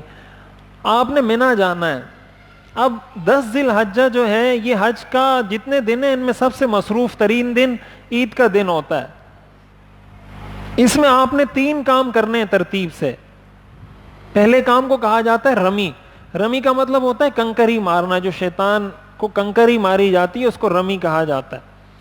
دوسرا کام آپ نے کرنا ہے قربانی، لیکن قربانی وہ شخص کرے گا جو حج تمتع کر رہا ہو یا حج قران کر رہا ہو. اس کو دم شکر کہا جاتا ہے، شکرانے کی قربانی ہوتی ہے کہ اللہ تعالیٰ نے ایک ہی سفر میں 2 عبادتیں کرنے کا مجھے اللہ تعالیٰ نے اجازت دی ہے کہ میں عمرہ بھی کر رہا ہوں، حج بھی کر رہا ہوں ایک ہی سفر میں. اس لیے جو شخص صرف حج کر رہا ہو، عمرہ بالکل نہ کر رہا ہو، اس پر یہ قربانی لازم نہیں ہوتی. اور ظاہر ہے ہمارے سارے لوگ ہی حج تمتع کر رہے ہوتے ہیں کہ وہ عمرہ بھی کر رہے ہوتے ہیں، حج بھی کر رہے ہوتے ہیں، اس لیے ان کو دم تمتع، دم شکر یہ دینا لازم ہوتا ہے. وہاں جا کے دوسرا کام جو آپ عید کے دن کریں گے وہ قربانی کریں گے. ایک تو رمی کریں گے، رمی کا طریقہ آگے آ رہا ہے، پھر قربانی کریں گے، اور اس کے بعد آپ حلق کریں گے. حلق یا قصر کر کے آپ حلال ہو جائیں گے. اور جیسے میں نے عرض کیا تھا کہ اب 6 چیزیں اس حلق سے آپ کے لیے حلال ہو جائیں گی: ناخن کاٹنا، بال کاٹنا، خوشبو لگانا، سلے ہوئے کپڑے پہننا وغیرہ وغیرہ. یہ 6 چیزیں حلال ہو جائیں گی. لیکن میاں بیوی ایک دوسرے کے لیے حلال نہیں ہوں گے اس حلق کے بعد بھی، بلکہ آپ نے اب جانا ہے طواف زیارت کے لیے دوبارہ مکہ مکرمہ. چاہے 10 تاریخ کو جائیں، چاہے 11 کو جائیں، چاہے 12 تاریخ کو جائیں، یہ طواف زیارت جب آپ کر لیں گے اس کے بعد یہ 7ویں پابندی بھی ختم ہو جائے گی اور میاں بیوی ایک دوسرے کے لیے حلال ہو جائیں گے. تو 10 ذی الحجہ یہ حج کا مصروف ترین دن ہے. یہ 3 کام ترتیب سے کرنا واجب ہے. پہلے رمی کریں گے، اس کے بعد قربانی کریں گے، اس کے بعد حلق یا قصر کریں گے. اگر اس کی ترتیب الٹ دی، مثلا کسی نے پہلے قربانی کر لی پھر رمی کر لی، پہلے حلق کر لیا پھر رمی کر لی، ترتیب کو الٹ دینے سے آپ پر دم لازم ہو جائے گا. اس لیے پہلے رمی، پھر قربانی، اس کے بعد حلق. اور اس کے بعد جو اگلے 2 دن ہیں 11 اور 12 ذی الحجہ، اس میں صرف ایک ہی کام ہے، وہ شیطان کو کنکری جو ماری جاتی ہے، رمی جس کو کہا جاتا ہے، یہی کام رہ جاتا ہے بس. اور حج کا اس میں طواف زیارت تو میں نے عرض کیا وہ تو آپ نے کرنا ہی ہے. ان 3 دنوں میں کسی بھی دن آپ طواف زیارت کر لیں جا کے، واپس آ کے 11 ذی الحجہ کو بھی رمی کرنی ہے، 12 ذی الحجہ کو بھی رمی کرنی ہے، اور پھر آپ وہاں سے آ جائیں گے. 13 ذی الحجہ کو اگر کوئی شخص وہاں رہ جاتا ہے اور وہیں وہ رات گزارتا ہے، صبح بھی ہو جاتی ہے، پھر اس پر 13 ذی الحجہ کی رمی بھی لازم ہوتی ہے. ورنہ 12 ذی الحجہ کی رمی کر کے لوگ روانہ ہو جاتے ہیں، تو وہ رمی کر کے آپ روانہ ہو جائیں گے. تو اس طریقے سے یہ حج مکمل ہوگا. آگے اس کو تھوڑا تصاویر کے اندر دیکھیں، یہ اس کو تھوڑا دوسرے زاویے سے سمجھایا گیا. یہ عمرے کے 4 کام ہیں: احرام، طواف، سعی اور حلق. اس کے ساتھ جب آپ جمع کرتے ہیں ان 3 چیزوں کو، نمبر 1 رمی، نمبر 2 وقوف، نمبر 3 قربانی، تو یہ حج بن جاتا ہے. یعنی دیکھیں یہ 4 کام تو وہی ہیں. آپ جب طواف زیارت کریں گے تو طواف زیارت کے بعد آپ سعی بھی کریں گے، اس لیے کہ طواف زیارت فرض ہے، تو اس کے بعد سعی بھی آپ پر لازم ہوگی. تو یہ 4 کام تو وہی ہیں. ایک کام اس میں اضافی ہے رمی، کنکری جو ماری جاتی، یہ عمرے میں نہیں ہوتی. دوسرا کام اس میں ہے وقوف. تیسرا کام ہے قربانی کرنا. یہ اس کی چند چیزیں دی ہوئی ہیں کہ یہ ضروری چیزیں اپنے پاس رکھیں، میں پہلے عرض کر چکا ہوں. اب دیکھیں یہاں اس کو تھوڑا تفصیل سے سمجھایا. یہ حج کا پہلا دن ہے، اس کو آپ تھوڑا متوجہ ہو کر تھوڑا سا اپنے آپ کو تازہ کر کے ایک دفعہ دیکھیں تو آپ کو آسانی سے سمجھ آ جائے گی بات. دیکھیں حج کے 5 دن ہیں. پہلا دن ہے 8 ذی الحجہ. 8 ذی الحجہ کو میں نے عرض کیا کہ آپ نے کیا کرنا ہے، منا میں 5 نمازیں پڑھنی. احرام باندھیں گے، احرام باندھ کے آپ چلے جائیں گے منا، اور منا میں کوئی خاص عمل نہیں ہے. منا میں خاص عمل یہ کہ بس آپ وقت پہ نماز پڑھ لیں وہاں پر، اور باقی اپنا ذکر اذکار تلاوت دعا اس میں گزارتے رہیں. یہ پہلا دن ہے حج کا. اب وہاں پر اس طرح کے بورڈ لگے ہوئے ہیں کہ جہاں سے منا کا آغاز ہوتا ہے، یہ منا کی حدود سٹارٹ ہو رہی ہیں، یہ منا کی حدود ختم ہو رہی ہیں. یہ اسی لیے لگا ہوتا ہے تاکہ آپ کو پتا ہو کہ میں منا کے اندر ہوں یا منا سے باہر ہوں. یہ اس لیے یہ بورڈ لگے ہوتے ہیں. یہ منا کا اوپر سے سیٹلائٹ سے نا لی گئی تصویر ہے. یہ مختلف خیمے جو بنے ہوئے، یہ یہاں خیمے بنے ہوئے پکے، اس لیے کہ یہاں حاجی کے زیادہ دن یہی گزرتے ہیں. 8 ذی الحجہ بھی اس کا یہی گزرتا ہے، 10 ذی الحجہ، 11 ذی الحجہ، 12 ذی الحجہ، یہ 4 دن حج کے منا میں گزرتے ہیں. اس لیے یہاں پکا انتظام کیا ہوا ہے. 8 ذی الحجہ بھی آپ کا منا میں ہوگا، 10، 11 اور 12 یہ بھی منا میں ہوگا. بیچ کا صرف یہ جو 9 ذی الحجہ ہے، اس میں آپ نے عرفات بھی جانا ہے، مزدلفہ بھی جانا ہے، پھر مزدلفہ سے واپس دوبارہ منا آنا ہے. تو 4 دن چونکہ منا میں گزرتے ہیں اس لیے یہاں انتظامات پورے ہیں. لیکن مزدلفہ میں جیسے میں نے عرض کیا وہ تھوڑی دیر کے لیے رہتا ہے حاجی، اس لیے وہاں یہ انتظامات نہیں ہیں. تو 8 ذی الحجہ کو آپ نے منا میں نمازیں پڑھنی ہے. 9 ذی الحجہ کو آپ چلے جائیں گے عرفات کا وقوف کریں گے. یہ بھی اس کی ایک تصویر ہے. یہ مسجد خیف ہے، اس کی تصویر ہے. یہ حج کا دوسرا دن ہے عرفات. اس کو بڑا وقوف کہا جاتا ہے اس لیے کہ ایک وقوف مزدلفہ میں بھی ہوتا ہے، اس کو چھوٹا وقوف کہتے ہیں. چھوٹا اس لیے کہتے ہیں کہ وہ واجب ہے، یہ فرض ہے. 9 ذی الحجہ کو عرفات کا جو وقوف ہوتا ہے یہ حج کا رکن اعظم ہے. رکن اعظم کا مطلب یہ سب سے بڑا فرض ہے حج کا، اس کے بغیر حج ہوتا ہی نہیں ہے. اس کا وقت شروع ہوتا ہے زوال کا وقت وہ ہوتا ہے جس ظہر کا وقت جب شروع ہوتا ہے. ظہر کا وقت جب شروع ہوتا ہے تو وہ زوال کے بعد ظہر کا وقت شروع ہوتا ہے، اس کو زوال کہا جاتا ہے. یعنی جب سورج بالکل سر کے اوپر آ جائے، ڈھلنا شروع ہو جائے تو زوال ہو جاتا ہے اس کا. اس وقت سے لے کر غروب آفتاب تک یعنی مغرب تک. تو آپ نے اس دورانیے میں جیسے میں نے عرض کیا، آپ نے فجر منا میں پڑھی 9 ذی الحجہ کی، وہاں سے آپ روانہ ہو گئے، ظہر تک آپ عرفات پہنچ جائیں گے. عرفات میں آپ نے پہنچ کر مغرب تک یہیں رہنا ہے. یہاں آپ اپنی نماز پڑھیں اور اپنے خیمے میں ہی نماز پڑھیں. عموماً یہ ہوتا ہے کہ لوگ باہر نکلتے ہیں خیموں سے جا کے نماز پڑھتے ہیں مسجد جانے کے لیے، تو وہاں بچھڑنے کا بڑا خطرہ ہوتا ہے. اس لیے علماء نے لکھا ہے کہ وہاں آپ اپنے خیمے میں ہی نماز پڑھیں. دوسرا مسئلہ یہ بھی ہوتا ہے کہ وہ 2 نمازوں کو جمع کر کے پڑھتے ہیں. ظہر اور عصر کو وہاں جمع کر کے پڑھا جاتا ہے. امام ابو حنیفہ رحمۃ اللہ علیہ کے نزدیک اس موقع پر دونوں نمازوں کو جمع کرنا یہ ٹھیک نہیں ہے. تو اگر آپ وہاں جائیں گے تو وہ 2 نمازیں ایک ساتھ پڑھاتے ہیں، ظہر اور عصر ایک ساتھ پڑھاتے ہیں. اس لیے بھی کہا جاتا ہے کہ آپ عرفات میں نماز اپنی جماعت کر کے پڑھ لیں تاکہ آپ کی نماز کا مسئلہ نہ ہو. اور اس میں سب سے بڑا مسئلہ یہ بھی ہوتا ہے کہ نکلیں گے تو بہت رش ہوتا ہے، اس میں بچھڑنے کا بہت خطرہ ہوتا ہے. اور ظاہر عرفات میدان ہے، وہاں پھر ایک دوسرے کا ملنا یا کسی جگہ کا متعین کرنا یہ بہت مشکل ہوتا ہے. تو حج کا دوسرا دن جو ہے وہ عرفات کا وقوف کرنا ہے، جس کو بڑا وقوف کہا جاتا ہے. اس کا وقت ہے زوال سے لے کر غروب آفتاب تک. یہ اس کے بورڈ لگے ہوئے ہیں. اس بورڈ کی اہمیت اس لیے زیادہ ہے کہ عرفات کا وقوف فرض ہے. اگر آپ نے بعض لوگ اپنا سارا وقت عرفات کی حدود سے باہر گزار دیتے ہیں اس لیے کہ رش بہت زیادہ ہوتا ہے، جہاں ان کو جگہ ملتی ہے وہیں بیٹھ جاتے ہیں. اب ان کو یہ پتہ نہیں ہوتا کہ میں عرفات کی حدود کے اندر ہوں یا باہر ہوں. اگر آپ نے سارا وقت عرفات کی حدود سے باہر گزار دیا آپ کا وقوف ہوگا ہی نہیں. جب وقوف نہیں ہوا تو حج ہی نہیں ہوا.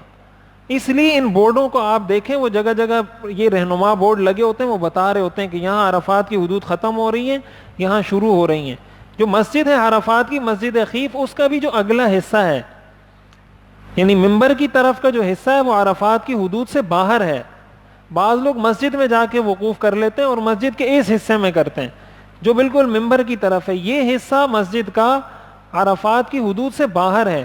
پچھلا والا حصہ عرفات کی حدود کے اندر ہے، اس لیے اگر مسجد میں بھی کرنا ہے تو پچھلے حصے میں آپ ان بورڈوں کو دیکھیں کہ عرفات کی حدود کہاں تک ہے، اس کے مطابق وقوف کریں. یہ نہایا کا وہ لگا ہوا ہے کہ یہاں ختم ہوتا ہے.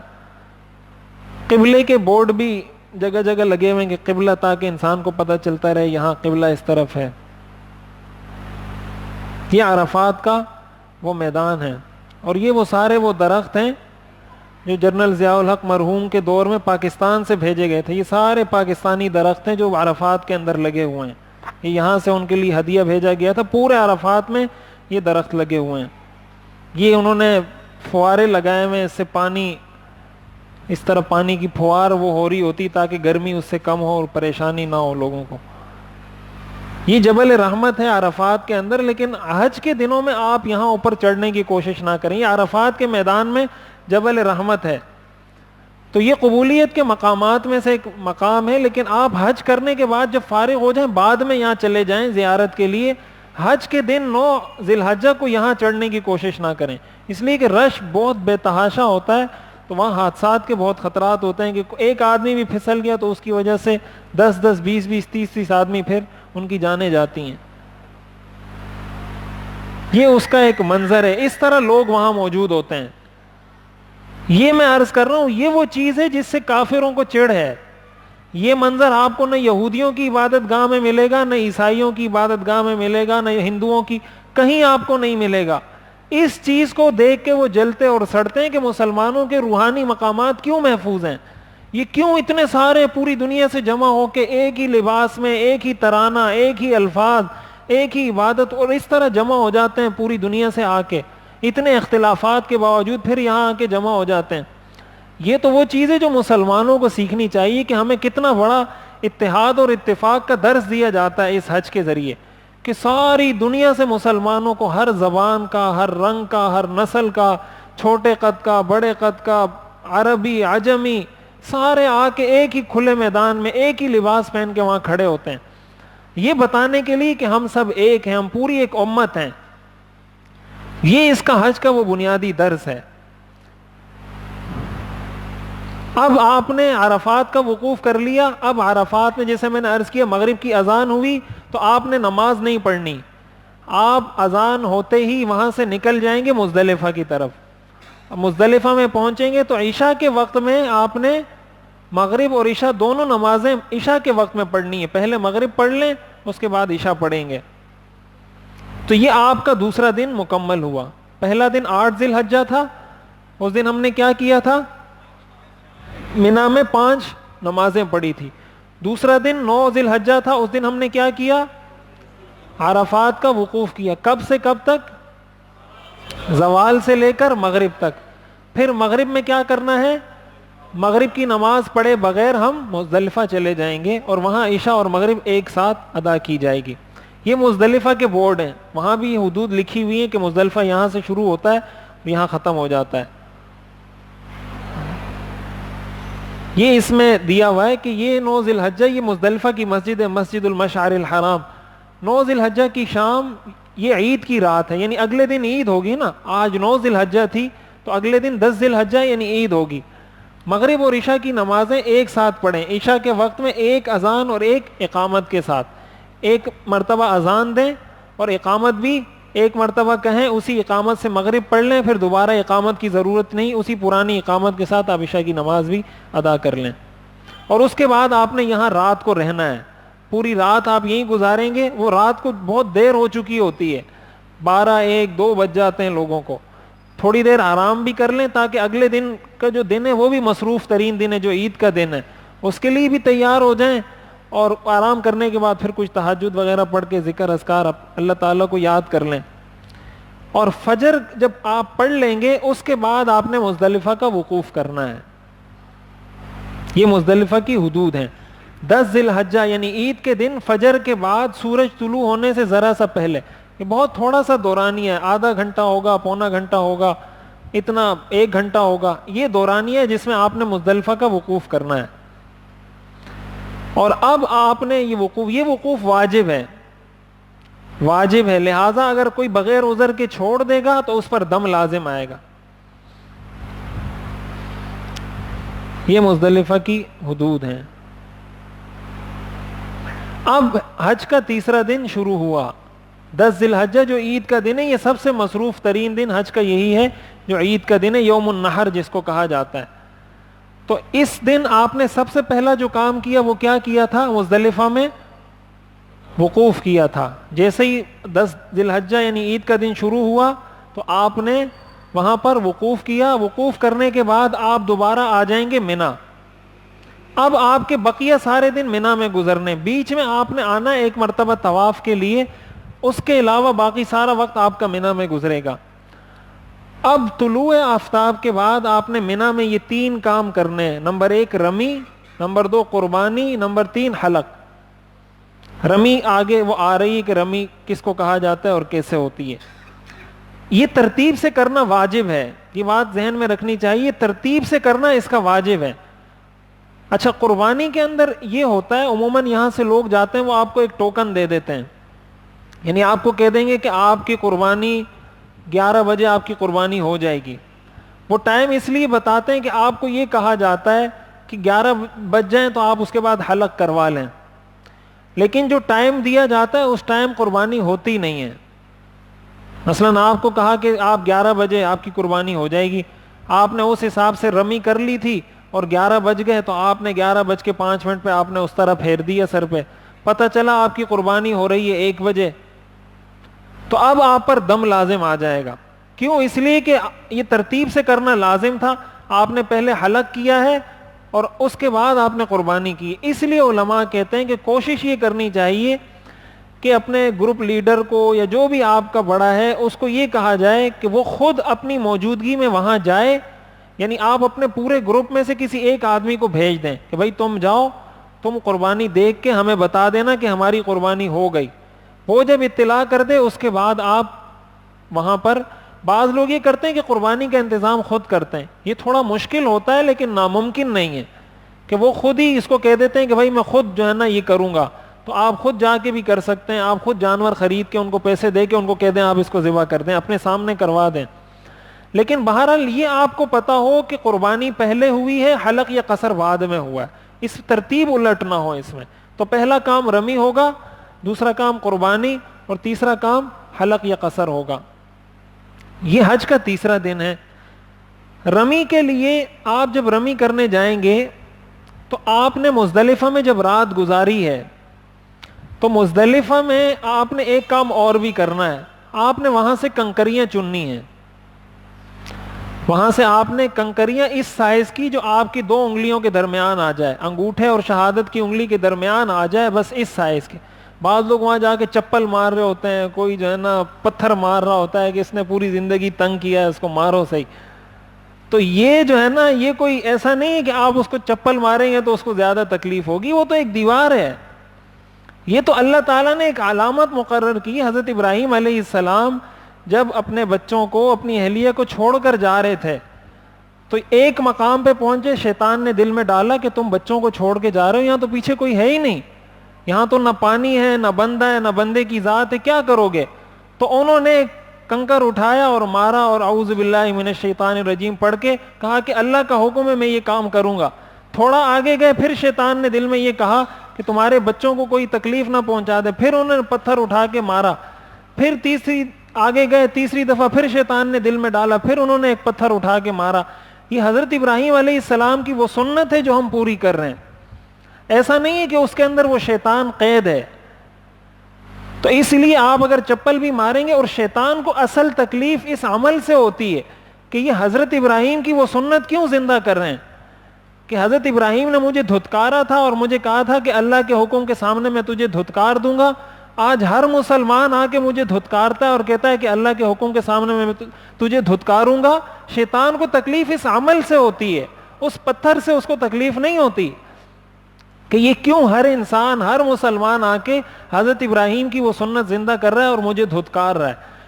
تو مزدلفہ میں آپ نے یہ کام کرنا ہے کہ آپ نے کنکریاں جمع کرنی. کنکریاں کتنی جمع کرنی ہے؟ دیکھیں، ایک رمی آپ نے کرنی ہے 10 ذی الحجہ کو، اور ہر رمی 7 کنکر پر مشتمل ہوتی ہے. 7 کنکریاں آپ مارتے ہیں تو 7 یہ ہو گئی. ایک رمی آپ نے کرنی ہے 11 ذی الحجہ کو، 7 اور 7 14 اور ایک رمی آپ نے کرنی ہے 12 ذی الحجہ کو 21. اچھا دوسرا یہ ہے کہ رمی آپ نے تین سٹیپ ہیں, یعنی ایک جس کو جمر صغرا کہا جاتا ہے, ایک کو جمر کبرا کہا جاتا ہے, ایک وسطی ہے, چھوٹا شیطان ہے, ایک درمیانے, ایک اس سے بڑا, جہاں 3 مقامات پر حضرت, اور آپ نے تینوں کی رمی کرنی ہے. تینوں جگہ آپ نے ساتھ ساتھ کنکر مارنے جا کے, پہلے ایک پر, پھر دوسرے پر, پھر تیسرے پر. لیکن جو پہلا دن ہے یعنی عید کا جو دن ہے 10واں دن, اس دن آپ نے ایک شیطان کو کنکری مارنی, وہ آگے آ جائے گا. اور بقیہ جو 2 دن ہیں اس میں آپ نے تینوں کو کنکری مارنی ہے. تو گویا ایک دن میں 11 ذی الحجہ اور 12 ذی الحجہ, 11 کو آپ تینوں کی رمی کریں گے تو 7 اور 7 14 اور 7 21. پھر اگلے دن آپ تینوں کی رمی کریں گے تو 21 اور 21 42. اور ایک دن آپ نے عید کے دن رمی کرنی تھی 42 اور 7 49 کنکریاں تو آپ کے پاس کم از کم ہونی چاہیے. ایکسٹرا تھوڑی سی لے لینی چاہیے 50-60 کے قریب, اس لیے کہ ضائع بھی ہو جاتی ہیں. ضائع ہونے کا مطلب یہ کہ وہ ایک احاطہ ہے, اگر اس احاطے سے باہر آپ کی کنکری گزرتی ہے تو وہ کاؤنٹ نہیں ہوگی. اس احاطے کے اندر گرنا ضروری ہے, چاہے اس دیوار کو لگے یا نہ لگے, لیکن اس احاطے میں گر جائے. تو اس لیے وہ ایک کنکری, کچھ کنکریاں اس موقع پر اضافی لے لینی چاہیے. وہاں مینا میں جا کے کنکریاں نہیں جمع کرنی چاہیے, اس لیے کہ حدیث شریف میں آتا ہے کہ وہاں جو کنکریاں ہوتی ہیں یہ دھتکاری ہوئی ہوتی ہیں, جن کا حج قبول نہیں ہوتا ان کی کنکریاں وہاں پہ رہ جاتی ہیں, ان کو نہیں اٹھانا چاہیے. تو آپ مزدلفہ سے اپنے ساتھ یہ کنکریاں بھی جمع کر کے لے کے جائیں. تو 10 ذی الحجہ کو آپ نے جو پہلا کام کرنا ہے وہ رمی کرنی ہے, اور آپ اپنے ساتھ کنکریاں مزدلفہ سے لے کر جائیں گے. اور آپ نے یہ جو رمی کرنی تھی عید کے دن, یہ جیسے میں نے عرض کیا کہ آپ صرف جمر کبرا کی رمی کریں گے, جو بڑا شیطان آپ اس کو کہہ لیں یا بڑی دیوار کہہ لیں, کچھ بھی کہہ لیں, اس کی رمی ہوگی 10 ذی الحجہ کو بس. باقی جو 2 ہیں ان کی رمی عید کے دن نہیں ہوگی, اگلے جو 2 دن ہیں ان میں تینوں کی رمی ہوگی. اور عید کا دوسرا اور تیسرا دن 11 اور 12 ذی الحجہ, تو آپ نے پہلا کام تو عید کے دن رمی کی, دوسرا کام آپ نے قربانی کی, تیسرا کام آپ حلق قصر کر کے, حلق قصر جب آپ کریں گے آپ کے لیے 6 پابندیاں ختم ہو گئیں. 7ویں جو پابندی ہے میاں بیوی کا ایک دوسرے کے لیے حلال ہونا, یہ ختم نہیں ہوگی جب تک آپ طواف زیارت نہیں کر لیتے. تو اب ان 3 دنوں میں سے آپ کسی بھی دن جا کے طواف زیارت اور سعی کر کے واپس مینا آ جائیں, اور اگلے 2 دن آپ نے زوال کے بعد تینوں جمرات کی رمی کرنی ہے, پہلے چھوٹے کی, پھر درمیانے کی, پھر اس سے بڑے کی. 7 کنکر آپ نے ہر جمرے کو مارنے ہیں. اور اس طریقے سے یہ دیکھیں اس میں دیا ہوا ہے, پہلے دن صرف بڑے شیطان کو 7 کنکریاں ماریں, نہ پہلے جمرے کو مارنی ہے نہ دوسرے کو, صرف جو تیسرا جو بڑا اس کو جمر کبرا کہا جاتا ہے, بڑی دیوار کہہ لیں یا بڑا شیطان کہہ لیں, کچھ بھی کہہ لیں, اس کو آپ نے کنکری مارنی ہے. یہ مکہ کی جانب یعنی مکہ مکرمہ کی جانب جو سب سے پہلا جمرہ ہے وہ جمرہ کبرا ہے. اور اگلے جو 2 دن ہیں اس میں آپ نے تینوں کی رمی کرنی ہے, چھوٹے کی بھی, درمیانے کی بھی اور بڑے جمرے کی بھی, تینوں کی آپ نے رمی کرنی ہے. اور کنکر آپ نے انگلی میں پکڑ کے, شہادت اور انگوٹھے والی انگلی میں پکڑ کے اس کو مارنا ہے. بسم اللہ اللہ اکبر رغما للشیطان ورضا للرحمن, یہ پڑھ کے کنکری مار دیں. مطلب اس کا یہ ہے کہ شیطان کو دھتکارنے کے لیے, رحمان کو راضی کرنے کے لیے میں یہ پتھر مارتا ہوں. یہ اس کی تصاویر ہیں سیٹلائٹ سے جو لی گئی ہے. یہ دیکھیں یہ بہت ساری منزلیں بنی ہوئی ہیں, 6 7 8 منزلیں ہیں. کسی بھی منزل میں آپ جا کے رمی کر سکتے ہیں, لیکن اس احاطے میں یہ اس کا وہ دیا ہوا ہے. یہ دوسرا جمرہ ہے, یہ تیسرا جمرہ ہے. تو آپ نے صرف اس جمرے کی رمی کرنی ہے عید والے دن, ان 2 کی نہیں کرنی. اگلے 2 دن آپ نے تینوں کی رمی کرنی ہے. اور اس رمی کے وقت یہ اس کا وہ درس ہے کہ اس کو یاد رکھیں کہ شیطان کو دھتکارنے کا عمل یہ سنت ابراہیمی ہے.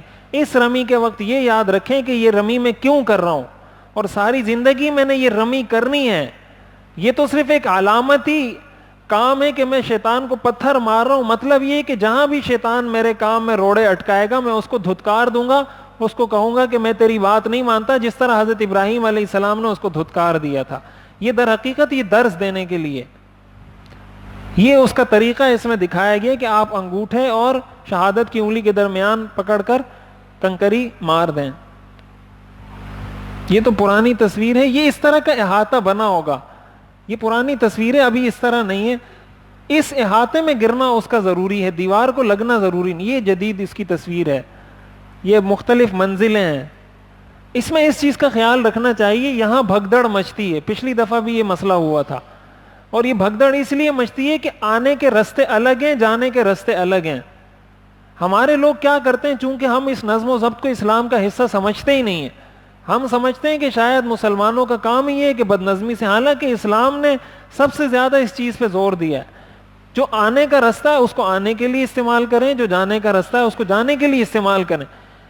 مسئلہ کیا ہوتا ہے کہ آنے والے رستے سے لوگ جا رہے ہوتے ہیں اور جگہ ہوتی نہیں ہے، جب جگہ ہوتی نہیں ہے تو ایک آدمی پھسلتا ہے یا دو پھسلتے ہیں، وہ تو پھر ایک جمع غفیر ہوتا ہے، ایک مجمع ہوتا ہے، تو وہ پورا ایک ریلا چل رہا ہوتا ہے، وہاں رکنے کا تو کوئی چانس نہیں ہوتا کہ آپ رک جائیں گے تو پیچھے والا بھی رک جائے گا، وہ تو آپ خود چل رہے ہوتے ہیں، لوگ آپ کو چلا رہے ہوتے ہیں۔ وہ جب ایک گرتا ہے اس کو بچانے کے لیے کوئی جھکا وہ بھی گیا، دوسرا جھکا وہ بھی گیا، 10 15 20 100 اس طرح شہادتیں اس میں بھگدڑ مچتی ہے، اس میں ہو جاتی ہیں، اور یہ ہماری بدنظمی کی وجہ سے ہوتی ہے۔ ان کی طرف سے انتظامات پورے ہوتے ہیں، سعودی حکومت پورے انتظامات کرتی ہے، ہم بدنظمی کرتے ہیں کہ آنے والے رستوں سے جا رہے ہوتے ہیں، جانے والوں سے آ رہے ہوتے ہیں، اس طرح کی بھگدڑ مچتی ہے، اور ظاہر ہے جو اس طرح کرے گا، جتنے لوگوں کی جانیں جا رہی ہیں سب کا مجرم وہی شخص ہوگا جس نے اس طرح کی حرکت کی ہے، اس لیے اس کا بہت اس کی احتیاط کرنی چاہیے۔ یہ اس طرح کا احاطہ ہے کہ اس احاطے کے اندر اندر آپ کی کنکری گر جائے۔ یہ قربانی کا وہ ہے کہ آپ یہ جو قربانی ہے نا، جو حج کی قربانی ہے، یہ آپ نے حرم کی حدود میں ہی دینی ہے، آپ یہاں نہیں کروا سکتے، اور جو انسان پر قربانی لازم ہوتی ہے عید کے موقع پر، وہ قربانی اس سے الگ ہے۔ اگر آپ صاحب نصاب ہیں تو آپ پر یہ قربانی الگ سے لازم ہوگی۔ یہ جو آپ حج میں قربانی کر رہے ہیں یہ عید والی نہیں ہے، یہ دم شکر ہے، شکرانے کی قربانی ہے کہ آپ کو اللہ تعالیٰ نے 2 عبادتیں ایک سفر میں کرنے کی توفیق دی ہے، اس کے شکرانے میں آپ یہ قربانی کرتے ہیں۔ لہٰذا اگر کوئی شخص صاحب نصاب ہوگا تو وہ عید کی قربانی الگ سے کرے گا، اس میں آپ کو اختیار ہے، چاہے آپ یہاں کروا لیں چاہے آپ حرم میں کر لیں، لیکن جو حج کی قربانی ہے وہ حدود حرم کے اندر ہی دینا لازم ہے۔ یہ جیسے میں نے عرض کیا کہ قربانی خود کریں یا قابل اعتماد ساتھی کو نائب بنائیں، ٹوکن خرید کر اس پہ بھروسہ نہ کریں کہ یہ ٹوکن ہے، اس کا 12 بجے کا ٹائم ہے، اس کے بعد ہم قربانی کر لیں گے۔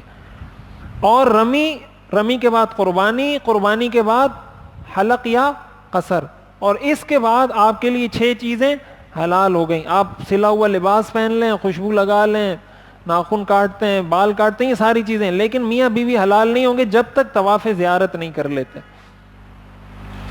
اب یہ اس کو ہم نے صرف گزارنا ہے، یہ وہ کل والی چیزیں اب دوبارہ اس میں ریپیٹ ہوں گی۔ آخر میں خلاصہ عرض کر دیتا ہوں، یہ وہ کل والی چیزیں جو میں نے عرض کی تھی کہ طواف کا طریقہ کیا ہے۔ آپ جائیں گے طواف زیارت کے لیے تو طواف زیارت کا وہی طریقہ جو میں نے کل عرض کیا تھا کہ آپ پہلے استقبال کریں گے، پھر استلام کریں گے، پھر طواف شروع کریں گے، پھر ہر چکر کے شروع میں استلام کریں گے، پھر طواف کے آخر میں 3 کام کریں گے، بیچ میں آپ نے استوا کرنا ہے، رمل کرنا ہے، اور اس کے بعد جا کے آپ نے سعی کرنی ہے۔ یہ سارے وہی کام ہیں جو کل ہم تفصیل سے سمجھ چکے ہیں۔ یہ دیکھیں اس کا ایک خلاصہ دیا ہوا ہے۔ طواف حجر اسود سے شروع ہوگا۔ نمبر 2، طواف میں وضو واجب ہے۔ نمبر 3، طواف کے شروع میں استقبال اور استلام کیا جاتا ہے۔ نمبر 4، درمیان میں رمل اور استوا کیا جاتا ہے۔ اسی طرح آخر میں 3 کام کیے جاتے ہیں، ملتزم کی سید میں دعا، مقام ابراہیم کی سید میں 2 رکعت، آب زمزم۔ طواف میں 1 استقبال اور 8 استلام ہوتے ہیں۔ طواف حجر اسود پر ختم ہوتا ہے اور حجر اسود سے ہی شروع ہوتا ہے اور حجر اسود پر ہی ختم ہوتا ہے۔ یہ ہم کل تفصیل سے اس کو سمجھ چکے ہیں، یہ وہی تصاویر ہیں۔ حج کی سعی بھی آپ نے کرنی ہے، طواف کے بعد آپ سعی کریں گے، سعی کرنے کے بعد آپ چلے جائیں گے مینا۔ یہ وہی تصاویر ہیں جو میں کل دکھا چکا ہوں کہ صفا پر آپ جائیں گے تو یہ اس کی تصاویر ہیں۔ کھردری ٹائلوں پر پہنچ جائیں تو وہاں سے صفا شروع ہو جاتا ہے، وہاں سے آپ اپنی سعی شروع کر سکتے ہیں۔ تفصیل اس کی میں بہت وضاحت کے ساتھ کل عرض کر چکا ہوں۔ صحیح آپ زمینی منزل پہ کریں، پہلی منزل میں، دوسری منزل میں، کسی بھی منزل میں کی جا سکتی ہے. یہ وہ اس کا ایک نقشہ سا دیا ہوا ہے کہ صفا سے مروہ، مروہ سے صفا، بیچ میں یہ سبز لائٹیں ہوں گی جس میں مرد حضرات تیز چلیں گے، عورتیں اس میں تیز نہیں چلیں گی.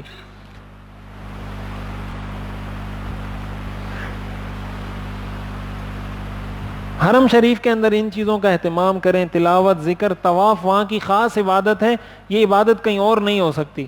طواف ایسی عبادت ہے جو کہیں بھی نہیں ہو سکتی، اس لیے وہاں زیادہ سے زیادہ طواف کریں. ان 3 چیزوں سے اپنے آپ کو بچائیں، بے صبری سے، ناشکری سے، نافرمانی سے. اور یہ علماء نے لکھا ہے جس بندے کا حج قبول ہوتا ہے اس کو کوئی نہ کوئی مشقت حج میں آتی ہے. یہ بھی حج کی قبولیت کی علامات میں سے کہ کوئی نہ کوئی مشقت اس کو حج میں آتی ہے. حج بغیر مشقت کے ہونے والی عبادت ہے ہی نہیں. اور اس کا امتحان یہ ہوتا ہے کہ وہ اس مشقت پہ صبر کرتا ہے یا شکوے شکایت کرتا ہے. یہ مسجد عائشہ کی حدود ہیں. آپ نے اگر دوبارہ عمرہ کرنا ہے، تیسری بار عمرہ کرنا ہے، اس کے لیے آپ آئیں گے مسجد عائشہ. مسجد عائشہ آ کر آپ یہاں احرام باندھیں گے، احرام باندھ کے دوبارہ حدود میں داخل ہوں گے، پھر جا کے عمرہ کریں گے. آپ نے پھر عمرہ کرنا ہے، پھر آپ دوبارہ آئیں گے مسجد عائشہ، یہاں آپ غسل وغیرہ کر کے احرام باندھیں گے، احرام باندھنے کے بعد پھر حدود حرم میں داخل ہوں گے نیت اور تلبیہ پڑھ کے. اب میں خلاصہ عرض کرتا ہوں. دیکھیں حج کے 5 دن ہیں. اس خلاصے کو آپ غور سے سن لیں تو انشاءاللہ آپ کو پریشانی نہیں ہوگی، اس لیے کہ تفصیل ہم عرض کر چکے ہیں. حج کے 5 دن ہیں.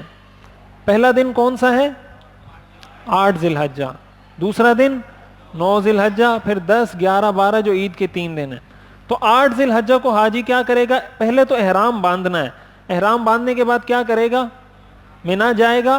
مینا میں اس نے کیا کرنا ہے؟ 5 نمازیں پڑھنی ہے، ظہر، عصر، مغرب، عشاء اور اگلے دن کی فجر. اور یہ میں نے عرض کر دیا کہ کوئی مسئلہ ہو تو آپ جلدی بھی جا سکتے ہیں. اب 9 ذی الحجہ شروع ہوا. 9 ذی الحجہ کو کیا کرنا ہے؟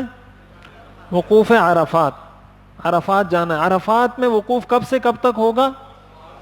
زوال سے مغرب تک آپ نے وقوف کرنا ہے عرفات کی حدود کے اندر اندر. اس کے بعد مغرب ہوگی تو مغرب میں کیا کرنا ہے؟ اذان ہوتے ہی آپ وہاں سے نکل جائیں گے. نماز آپ عرفات میں نہیں پڑھیں گے. کہاں جائیں گے آپ؟ مزدلفہ. مزدلفہ پہنچ کے کیا کیا جائے گا؟ مغرب اور عشاء کی نمازیں آپ عشاء کے وقت میں ملا کے پڑھیں گے، ایک اذان اور ایک اقامت کے ساتھ. اب اس کے بعد آپ وہاں کنکریاں بھی جمع کر لیں، رات بھی گزار لیں. اب عید کا دن شروع ہو گیا، یعنی حج کا تیسرا دن شروع ہو گیا. 8 بھی گزر گیا، 9 بھی گزر گیا. اب 10ویں دن کیا سب سے پہلے صبح کیا کرنا ہے؟ مزدلفہ کا وقوف کرنا ہے. فجر سے لے کر طلوع سے تھوڑی دیر پہلے تک یہ عرفہ مزدلفہ کے وقوف کا وقت ہے. یہ کرنے کے بعد آپ چلے جائیں گے کہاں؟ مینا. اب یہ سارے دن آپ کے مینا میں گزرنے، سوائے آپ یہ کہ طواف کے لیے آئیں گے. اب مینا میں آپ نے 3 کام کرنے 10 ذی الحجہ کو. نمبر 1 رمی. رمی کا مطلب کنکر مارنے ہیں ان ستونوں کو. لیکن اس تاریخ کو آپ نے صرف ایک ستون کی رمی کرنی ہے. کون سے کی؟ جو بڑا ستون ہے یا بڑا شیطان ہے جمر کبریٰ، اس کی رمی کرنی ہے. اور دوسرا کام کیا کرنا ہے؟ قربانی. قربانی میں نے تفصیل عرض کر دی کہ خود کوشش کریں یا کم از کم اپنے علم میں رکھیں کہ قربانی ہوئی یا نہیں. تیسرا کام کیا کرنا ہے؟ حلق یا قصر کرنا ہے. اور اب آپ نے طواف زیارت بھی کرنا ہے. اس لیے طواف زیارت آپ اپنے عام کپڑوں میں بھی کر سکتے ہیں. حلق قصر آپ نے کر لیا، آپ کے لیے کپڑے اب آپ پہن سکتے ہیں. کپڑے پہن کے چلے جائیں، طواف زیارت کر کے آ جائیں. ابھی آپ حجر اسود کو ہاتھ بھی لگا لیں گے تو مسئلہ نہیں ہوگا، خوشبو کا بھی آپ کو مسئلہ نہیں ہے. وہ ساری پابندیاں ابھی آپ پر نہیں ہوں گی.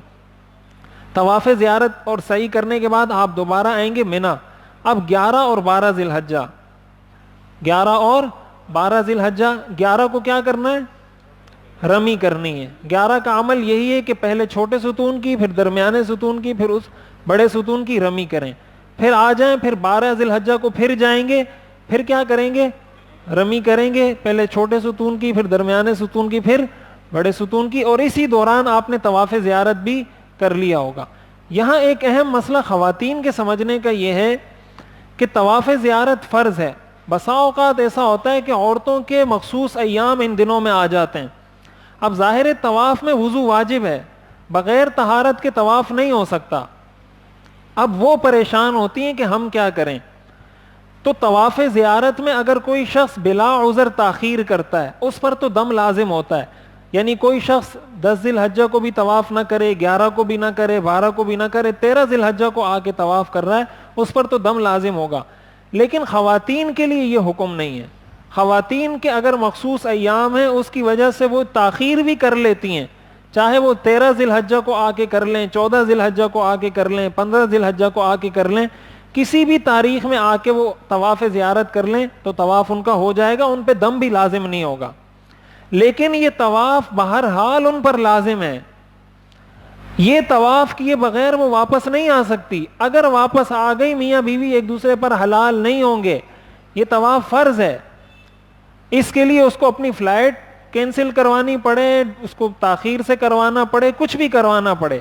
اس کے لیے دوائی بھی استعمال کی جاتی ہے اس کو روکنے کے لیے تاکہ یہ مسئلہ نہ ہو.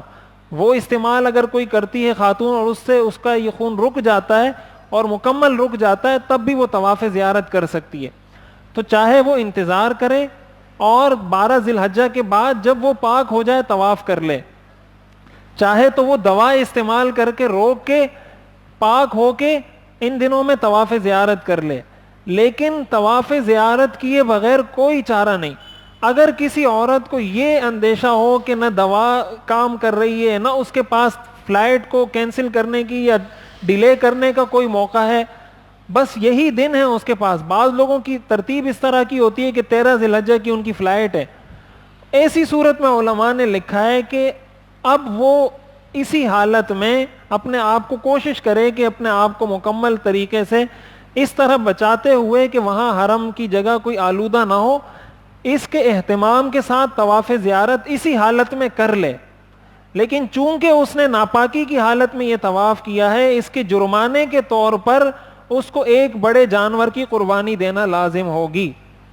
اس کا دم یہ ہوگا کہ ایک بڑا جانور, چھوٹا جانور نہیں, یا اونٹ یا گائے حدود حرم کے اندر ذبح کرے اس کے جرمانے کے طور پر, اگر اس کے پاس اور کوئی صورت نہیں ہے اور وہ اسی حالت میں طواف کر رہی ہے تو طواف تو بہرحال اس پر لازم ہے.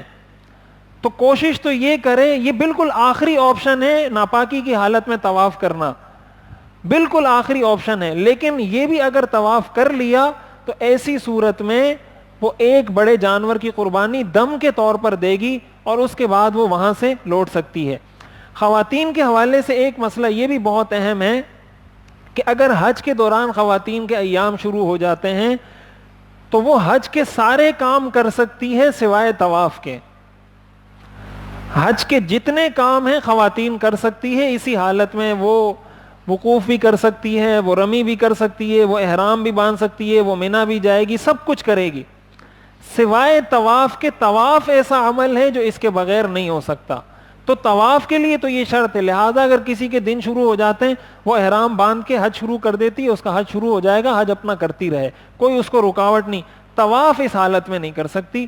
یہ خواتین کا وہ ایک اہم مسئلہ ہے جو خواتین کو اچھے طریقے سے یاد رکھنا چاہیے.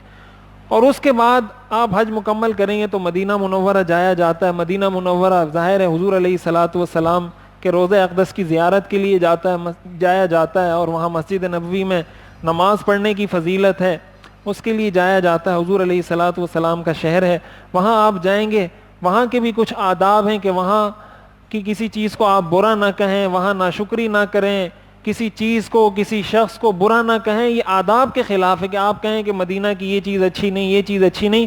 علماء نے لکھا ہے ایسا نہیں کہنا چاہیے. نہ تو وہاں کے لوگوں سے شکوے شکایت کریں, اس لیے کہ یہ وہی لوگ ہیں جنہوں نے حضور علیہ الصلوۃ والسلام کی نصرت کی تھی. جب اہل مکہ نے آپ کو نکالا تھا تو پناہ دینے والے یہی مدینہ کے لوگ تھے, تو یہ انہی کی اولاد ہے, انہی کی نسل ہے, اس لیے ان کو حضور سے بڑی خاص نسبت ہے. ان کے بارے میں آپ یہ نہیں کہیں کہ مدینہ کے لوگ اچھے نہیں ہیں, فلاں نہیں ہے. یہ ناشکری میں اور بے ادبی میں آتا ہے. یہاں پر درود شریف کا زیادہ سے زیادہ اہتمام کریں, حضور علیہ الصلوۃ والسلام پر کثرت سے درود پڑھا جائے. یہ مدینہ منورہ حاضری کے آداب ہیں. اور جب آپ روضہ اقدس پر جائیں تو وہاں پر بلند آواز میں بات نہ کریں, وہاں چیخیں چلائیں نہیں. بلند آواز میں جیسے بعض لوگ, یہ بے ادبی میں آتا ہے, قرآن کریم میں آتا ہے لا ترفعوا اصواتکم فوق صوت النبی, کہ حضور کے سامنے اپنی آواز کو بلند نہ کرو. تو حضور علیہ الصلوۃ والسلام، یہ اہل سنت والجماعت کا عقیدہ ہے کہ حضور اپنی قبر میں ابھی بھی زندہ ہیں، اور حدیث شریف میں آتا ہے کہ جو میری قبر پر آ کر درود پڑھتا ہے میں اس کو خود سنتا ہوں. اسی لیے وہاں جا کر ہم درود شریف انہی الفاظ میں پڑھتے ہیں، الصلاۃ والسلام علیک یا رسول اللہ، الصلاۃ والسلام علیک یا حبیب اللہ. یہ درود وہاں پر انہی الفاظ میں پڑھا جاتا ہے، اس لیے کہ حضور علیہ الصلاۃ والسلام اس کو خود سنتے ہیں. آپ نے فرمایا اگر کوئی دور ہو مجھ پر درود پڑھے تو فرشتے پہنچاتے ہیں، اور میری قبر پر آ کر کوئی درود پڑھے میں اس کو خود سنتا ہوں. وہاں آداب کا خیال کیا جائے، شور شرابہ نہ کیا جائے، بے ادبی نہ کی جائے، اس چیز کا اہتمام کے ساتھ وہاں پر درود شریف حضور علیہ الصلاۃ والسلام پر پیش کیا جائے. اس کے بعد حضرت ابوبکر صدیق پر سلام پیش کیا جائے، اس کے بعد حضرت عمر رضی اللہ تعالیٰ عنہ پر سلام پیش کیا جائے. ان تینوں کے روضہ مبارک بالکل بالترتیب ہیں. تھوڑا سا پائنتی کی طرف حضرت ابوبکر رضی اللہ تعالیٰ عنہ کی قبر ہے، ان سے تھوڑا سا نیچے حضرت عمر رضی اللہ تعالیٰ عنہ کی قبر ہے. اس طرح ایک ایک کر کے سلام پیش کر دیا جائے. جن لوگوں نے آپ کو کہا ہے کہ ہماری طرف سے سلام پیش کر دیں، ان کی طرف سے بھی آپ سلام پیش کر دیں کہ یا رسول اللہ فلاں شخص نے آپ کو سلام بھیجا ہے، اس کی طرف سے میں آپ کو یہ سلام پیش کرتا ہوں.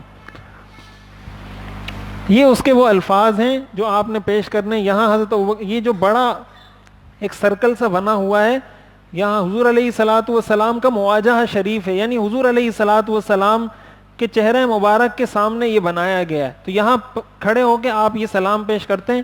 یہاں حضرت ابوبکر صدیق رضی اللہ تعالیٰ عنہ کا مواجہہ شریف ہے، اور یہاں حضرت عمر رضی اللہ تعالیٰ عنہ کا مواجہہ شریف ہے.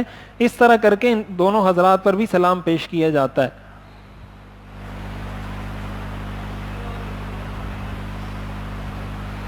یہ جنت البقیع ہے جہاں صحابہ کرام کی قبریں ہیں، بہت سنت کے مطابق انتہائی سادگی سے بنائی گئی ہیں. مسجد نبوی سے بالکل متصل ہے. یہ مسجد قباء ہے جہاں 2 رکعت نماز پڑھنے کا ثواب حدیث میں آتا ہے کہ ایک عمرے کے برابر ہے. یہ مدینہ کے اندر ہے. یہ خواتین کے حوالے سے میں عرض کر چکا ہوں کہ خواتین طواف زیارت ناپاکی کی حالت میں نہیں کر سکتی، یہ اس کی تفصیل ہے. اور آتے ہوئے بہت زیادہ لوگ چیزیں لے کر آتے ہیں، کوئی کیا لا رہا ہے کوئی کیا لا رہا ہے. وہاں سے لانے کی 2 چیزیں، ایک آب زمزم ہے اور ایک مدینہ منورہ کی کھجور ہے. اور روحانی طور پر جو وہاں سے لانے کی چیز ہے کہ مکہ مکرمہ میں حضور علیہ الصلاۃ والسلام نے توحید کی دعوت دی ہے، توحید اور ہجرت. یہ وہاں کی یادگار ہے کہ آپ وہاں یہ نعرہ لگاتے تھے کہ اللہ ایک ہے، اللہ ایک ہے، اس وجہ سے آپ کو نکال دیا. توحید وہاں کی روحانی سوغات ہے. اور مدینہ منورہ کی روحانی سوغات ہے نصرت، کہ وہاں کے لوگوں نے آپ کی مدد کی، وہاں آپ کی نصرت کی گئی، انہوں نے آپ کو پناہ دی، آپ کو جگہ دی. تو دین کے کاموں میں تعاون کرنا، دین والوں کی، دینداروں کی، ان کی مدد کرنا، یہ مدینہ منورہ کی روحانی سوغات ہیں. تو ایک مادی سوغات ہے کہ آپ وہاں سے اپنے ساتھ آب زمزم مکہ مکرمہ سے، کھجور مدینہ منورہ سے لے آئیں. ایک روحانی سوغات ہے کہ اس عزم کے ساتھ آئیں کہ میں نے توحید کے عقیدے پہ مضبوط رہنا ہے، اور مدینہ منورہ سے یہ درس لے کر آئیں کہ میں نے بھی دین کی اسی طرح نصرت کرنی ہے جس طرح مدینہ کے لوگوں نے دین کی اور اہل دین کی نصرت کی تھی. تو یہ وہ ساری چیزیں ہیں حج اور عمرے کے حوالے سے جو ہم نے عرض کرنی تھی. کوئی سوالات ہیں تو نہیں ہیں؟ آپ حضرات میں سے کسی کا کوئی سوال ہو تو سوال کر لیں، اس کے بعد انشاءاللہ نماز پڑھتے ہیں. بیلٹ باندھ سکتے ہیں، بیلٹ اگر سلائی بھی ہوا ہو اس کو باندھ سکتے ہیں. سلائی کا مطلب یہ ہوتا ہے کہ انسانی جسم کی ساخت پر کوئی چیز نہ سلی ہوئی ہو. مثال کے طور پر آستین ہے، کوئی بھی ایسی چیز جو انسانی جسم کی ساخت کے مطابق. باقی بیلٹ وغیرہ وہ پہن سکتے ہیں.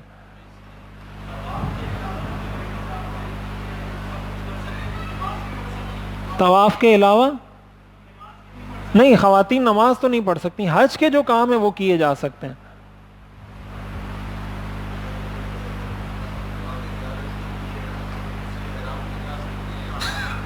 طواف زیارت عام کپڑوں میں ہی کرتے ہیں لوگ.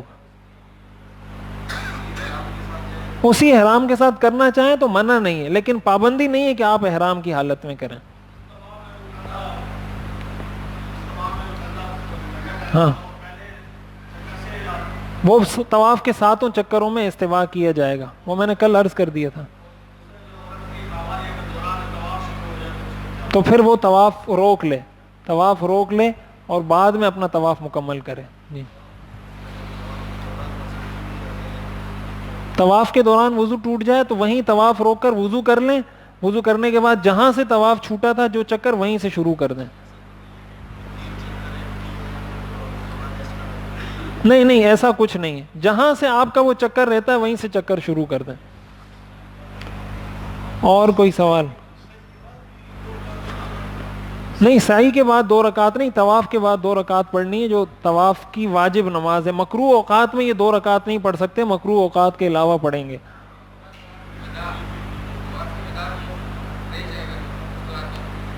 طواف وداع اگر کسی عذر کی وجہ سے رہ جائے تو دم لازم نہیں ہے. بغیر عذر کے اگر طواف وداع چھوڑ دیا جاتا ہے, جو الوداعی طواف ہے کہ جب آپ حج کے مکمل کام کرنے کے بعد ایک الوداعی طواف بھی کرتے ہیں, اس کے بعد سعی نہیں ہوتی, تو وہ طواف واجب ہے. اگر وہ بغیر عذر کے چھوڑ دیں گے تو دم لازم ہوگا. ہاں ہاں, آنے حج کے بعد کرنا ہے بس, باقی آپ کسی بھی وقت کر لیں.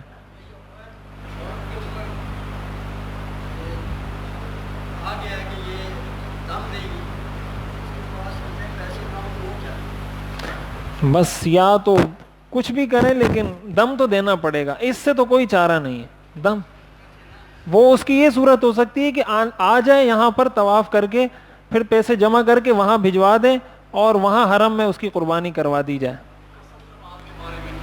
قصر نماز کے بارے میں یہ ہے کہ اگر آپ وہاں پر 15 دن یا 15 دن سے زیادہ کی نیت کر کے آئے ہیں تو ایسی صورت میں تو آپ نماز مکمل پڑھیں گے. اگر 15 دن سے کم, اس میں ایک مسئلہ ہے کہ منا اور مکہ کی جو حدود ہیں اس میں علماء کا اختلاف ہے کہ منا اور مکہ ایک ہے یا الگ الگ ہیں, تو اس میں دونوں طرح کی آراء ہیں.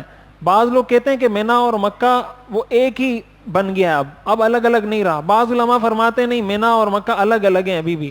تو جو کہتے ہیں کہ ایک بن گیا ہے تو اگر آپ مکہ اور منا کو ملا کے بھی 15 دن کی نیت کرتے ہیں تب بھی آپ نماز پوری پڑھیں گے.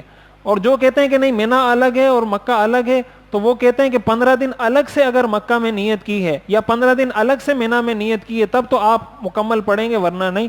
دونوں طرف ہمارے اکابر علماء کی آراء ہے, جس پر جس کو شرع صدر ہو اس پہ عمل کیا جا سکتا ہے.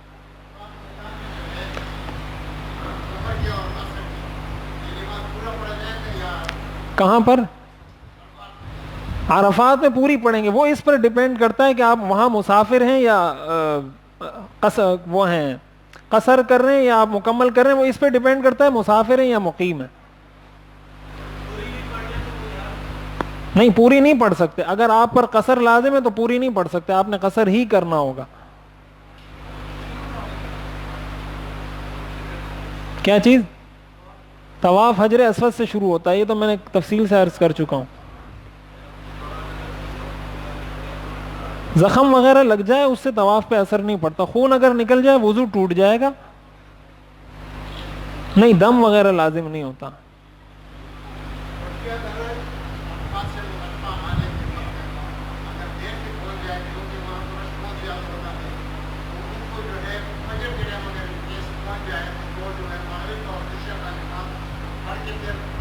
ہاں, مغرب اور عشاء پڑھ کے پھر فجر پڑھیں گے. زوال سے مغرب تک عرفات میں وقوف کرنا ہے. جی, یہ پورا دور دیکھیں, عرفات کا وقوف یہ فرض ہے اور اس پورے دورانیے میں وقوف کرنا یہ واجب ہے. اگر کوئی آدمی 1 سیکنڈ کے لیے بھی وقوف کرتا ہے اس کا وقوف تو ہو جائے گا, لیکن اگر بغیر عذر مغرب سے پہلے پہلے نکل جاتا ہے تو دم اس پر لازم ہوگا, وقوف اس کا ہو جائے گا.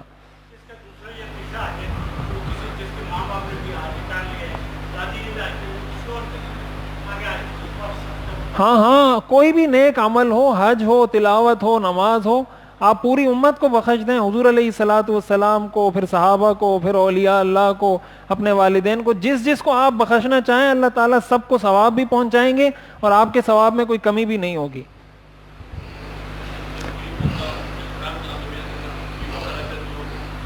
نہیں, کپڑا ویسے بغیر سلا ہوا کپڑا رکھ سکتے.